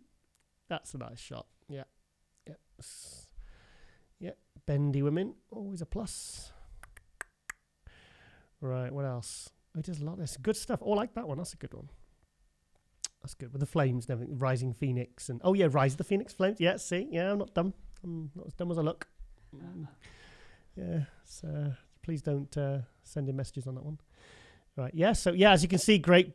Oh, I like that one with the wings. That's cool. Yeah, see, I like good creative photography and Photoshop skills, and that's really cool. That's really, really cool. Yeah, so he's very creative guy, and I like to see stuff like that, and especially going on in the fitness industry, it's always a joy to see stuff like this. And and I appreciate you doing the one of myself with old Ronnie. There's Jet there. That's him there. I think that's him. Oh no, it's not. So it's not. I thought that was him. I saw this one the other day. I turned up the heat on this background deluxe with Vinny. I think Steve Christie official got it right. It looks like a movie poster. Vinny Vard. I think that is. Oh, model Vinny Vard. Right, okay, sorry. I thought that was Jet. I am mistaken. I apologize. Oh, it's only 10 quid for those. That's good. Okay. I can change the color of your bikini. Oh, right, okay, it's not. Okay, so give that guy a follow. He's only got 965 followers, a retouch artist. He's just popped up out of nowhere, really. And I'm seeing a lot of his work and loving it, and I've followed him. And does some really, really good work there. Okay, let's go to Kaleem shout out. This is How do you say that, Kalim? In an Italian accent. Giuseppe. So there's no last name. It's just letter A. So yeah, what do we know about this one? She's bikini IFBB. Is she pro? Oh, bikini IFBB pro lag. Where's she from? 10K followers? No. Sorry, from Italy. Okay. Right. Okay. She follows you, doesn't she, Kalim? Or Likes all my posts. okay, then I'll let you choose which pictures you want to look at here, mate. Centre. You like that one? Well, I suppose no, I don't want us to pick. Which one? Scroll down. Why? They're all nice. They're all nice shots. That's a lovely shot. On the beach. Yeah, very pretty girl. Yeah, Italian. Yeah, Italian. Federico Fellini. She doesn't look like a Federico. Yeah. So just tell me which ones you want to pick. Scroll down. Scroll down. Scroll down. Ooh, centre. That one. Oh, the contest ones. So where does she turn pro then? Oh, it's all in Italian, isn't it? So yeah, lovely shape. Yeah, she's good. A lot of tattoos there. A lot of tattoos. Hashtag fitness addict. Yeah. I was in London now. Oh, that must have been the Amateur Olympia that was, with Amateur Olympia, that was 2018, if I'm correct. Oh, 2018 Portugal. I'm assuming that's where she turned pro. I'm guessing. Is that win a medal or a participation medal? The medal's too big for participation. Yeah, I thought that too. Yeah. Oh, she's got a lot of ink. Show me one more, click on one more picture then. Let me. Keep going. She's got loads of tattoos. I hope that doesn't go against her in competition. Side shot. That one. Left. Oh, that one. Oh, you like the stage shots, don't you? Yeah. Yeah. Cool. Yeah. I guess I can't read English, so it's I need to brush up on my Italian. So yes, I'm assuming. I think she's pro. But give this lovely lady juicy. Sounds juicy, doesn't it? I don't know. I think Juicy. That if you say it in an Italian accent, it doesn't sound like you're calling her juicy. Well, no, I'm just saying. No, it does. That's how that's how it comes across when I say it. Right, okay, let's get off this one. Right, okay, then I'm going to go to our final shout out on this episode. This is Christopher Bailey, UK's #1 fitness photographer. I think I remember when Chris. It was 212 Pro Anth Bales that started. They started collaborating about 7-8 years ago now, and then very very shortly afterwards, Chris Bailey started photographing for Flex magazine. When Flex was kind of at its biggest in the UK, with the UK edition. Look there, he's done an article there. This is quite a recent one. This one. Oh, is it that old? How old's this one? 2 years. Yeah, that's a few years ago. No, I reckon that's about 5 years ago, maybe even 6, because Jamie won the super heavyweight, and look at the arms. Oh, Yeah, that was more like I think I'm sure he was even bigger than that in 2015 because he won the super heavyweights, beat James Hollinshead, beat Sampson at the UKBFF British finals before the split in 2017. And anyway, we're talking about Jamie, we're talking about Chris. So anyway, as you can see, he's shot everyone. He shot the Ryan Terrys here. Yeah, that was out in the desert at the Olympia because I always see him at the Olympia shooting, and I know he does a lot of shoots out in the desert. I think that's that would have been over the Olympia week in Las Vegas. Eddie Hall there, the strong man, the beast, first man to deadlift 500 kilos, actually about half an hour away from here at Leeds, Headingley Stadium. Let's see what else we can get. Here he is. There's the man in action. I love Chris's stuff. His work is fantastic. He's actually set up a really, really nice studio in, I think it's Hull, where he's from. And his studio is state-of-the-art. It's got a full gym inside. And yeah, he's a really, really good guy, very cool guy. Pleasure to work with. I've worked beside him. Guy needs to build some muscles. No offense. But I don't think he's making it into Flex magazine. But yeah, so as you can see, he's very, very well respected, very, very talented photographer, very cool guy. Yeah, very stylish. He actually got in shape for Giles with the 2 L's. Giles. That's how they say my name, Giles. Giles Croft, a very well-known photographer, and he got in shape for that, and he looked really, really good. I've actually trained with Chris at Ultraflex. He's pretty strong, and I'm pretty strong. I thought I'll go for shoulders because I'm quite strong on shoulders, and he was. I won't say he was beating me, but he was certainly keeping up. So yeah, let's have a look at one more picture. Let's see if we can spot anyone we know. Oh, who's that? I've never seen this person before. Come on. Oh, you can see anyway. It's Sean Clarida. Took the 212. That's an older shot because I mean Sean Clarida's much bigger than that now. So, but yeah. So yeah, it's fantastic. I'm sure he's got another Instagram account because I saw a video of him of some CBD advert because he's sponsored by a CBD company now. Oh, there's Kerry Sexton there, partner of Mark Hector. They've been together a year now. It's all over Instagram. But what else? Who's that? I don't know who that is. Is that Louise IFBB Pro? Oh, Angelica. Is that Angelica? I thought I recognised it. That's Angelica Texera with dark hair. So yeah, fantastic. Yeah, Chris Bailey really sort of on the rise in the last sort of several years. He's just been he's just worked his way up the industry. Great contest photographer, fantastic studio photographer. I mean, look at this. Look at the standard of work. I mean, he's up there with the Kevin Hortons and the Per Bernals. So yeah. Oh, he uses Nikon. Oh, I'm a Canon man myself. So anyway, yeah. So I just want to give Chris some credit there because he's a really cool guy as well. And there's Santa there, and I'm sure I saw Peter McGough here actually. Here, I'm sure I saw him below. Yeah. Where do we see him? Yeah, our dear friend Peter McGough, who sadly passed a few weeks ago. There we are. Yeah. Oh, it's great sadness that we wake up this morning to the sad news we lost our friend. And there's icon of the bodybuilding world, Peter McGough. There's Gary Phillips, another British bodybuilding photographer from the 90s, lives in Australia now. He was shooting for Australian Flex for many years. Very, very good photographer. He did the documentary. This guy did the documentary for Chris Cormier. Oh, yeah, he directed it, edited everything, and he got it all funded, everything. So, yeah, so there's a nice shot of Peter, obviously in much better health there. And there's Anne. So there's Chris. Yeah, cool guy. Give him a follow.